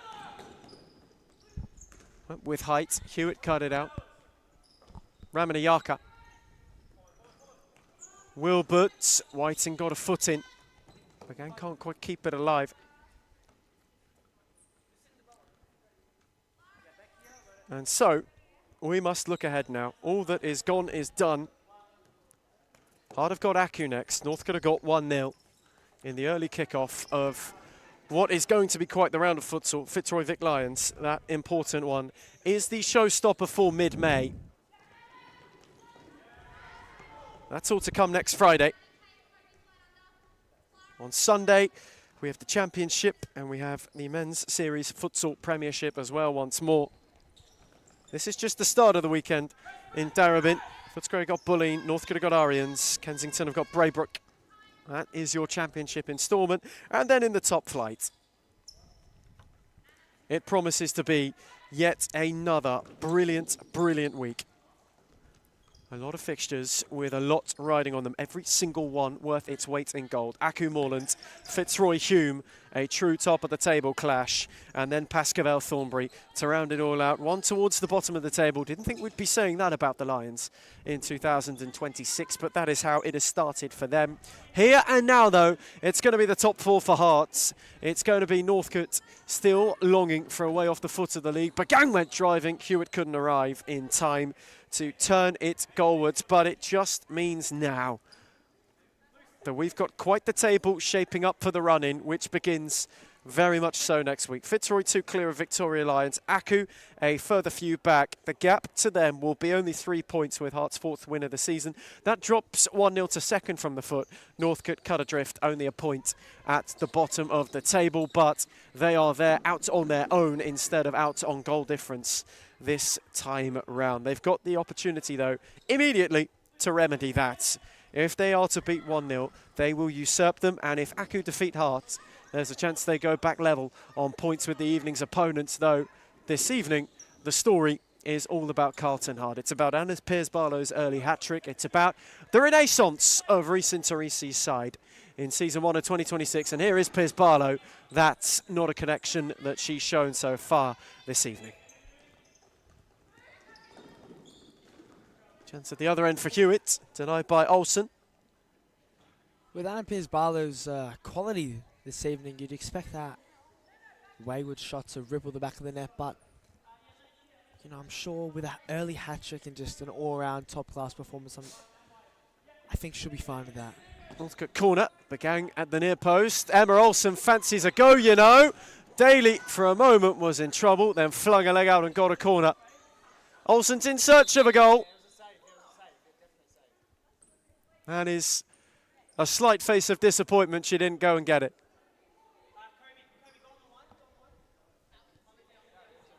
Confirmation of the fact it is a Carlton Hart corner. Took quite the ricochet off Daly. Wilbert, Ramanayaka. Up is Barlow. Cut out by Cow. And then one back by Wilbert, who is all on her own. Bowen at the back post. Bagang to cut out. Whiting there to make sure. 2.5 to the close.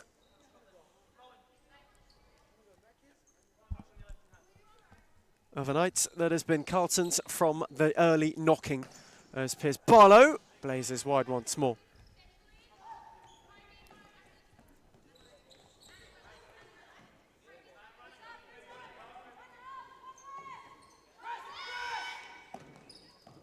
Northcote may be looking some soul searching. They can take solace in their opponents next week. And the opportunity they have to go and remedy this with immediate effect.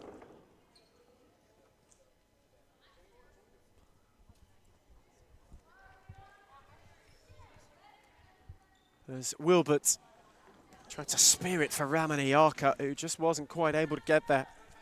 Hart are still searching. They may want double digits. It's not out of the realm of possibility.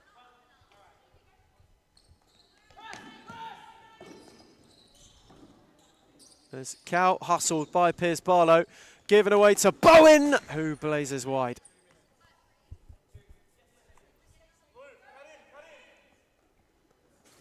Daly railing. Source of frustration. Not their first coming together for the evening. Here is Piers Barlow. Hearts are still truly hunting for a statement, for an exclamation point, that though they started the season at the bottom, that is not where they belong, that is not where they will end up. And here is Bowen. Raymond shut the door well. Now Yanao. Northcote with some calm, but they didn't evade the press. And Wilbur gave it a go. That's a good save from Daly. Even late on is there to deny.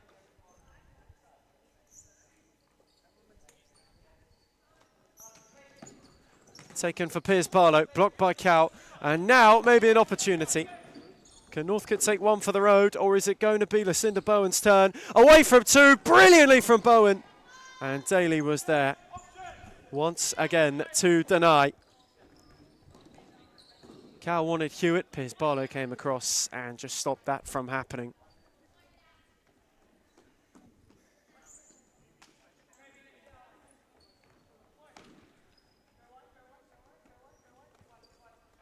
Wilbert. Happy to soak some time out of the equation and then just skip beyond you now. Set it back for Lamari. Lovely footwork. Got away from Hewitt. Couldn't go beyond Cow. Inside the final minutes in Darabin. And Wilbert's all on her own. And Daly again makes a point blank save. Wilbert once more. Lamari at the back post, this time off the post and in. That's the icing on top of a very, very sweet Carlton Heart cake. That's her second of the night. It's her third in 2 games for Carlton Heart. The newcomer really stepped in and stepped up for Reece Intrisi's side. She's come up big for Reece Intrisi's team. Did so last week against 1-0. This may be a bit more of a freeing outing. Carlton are top 4 bound. Ramaniaka as well amongst the goals. Piers Barlow's had a brilliant night. Hearts have truly shared it round. As Cow. Lamari was lurking, Yanao. Daly just about got it out the way. So Carlton for the top 4. Northcote's truly monished in the mire. Friday's closing stages. This is a real turnaround for Reece Intrisi's team. Back-to-back wins for the second time this season, beckoning for Carlton Hearts, and what a way in which they are going to go on and get them. Is there double digits? Joffre on the turn, will beat the whistle and roll it wide. Though it will matter not. Carlton go 4th, they go 3 points off Aku, but for Northcote, not the end to the night they were looking for. Full time here in Darabin, a cracking Carlton performance. Northcote 1, Carlton Heart 9. We'll see you Sunday.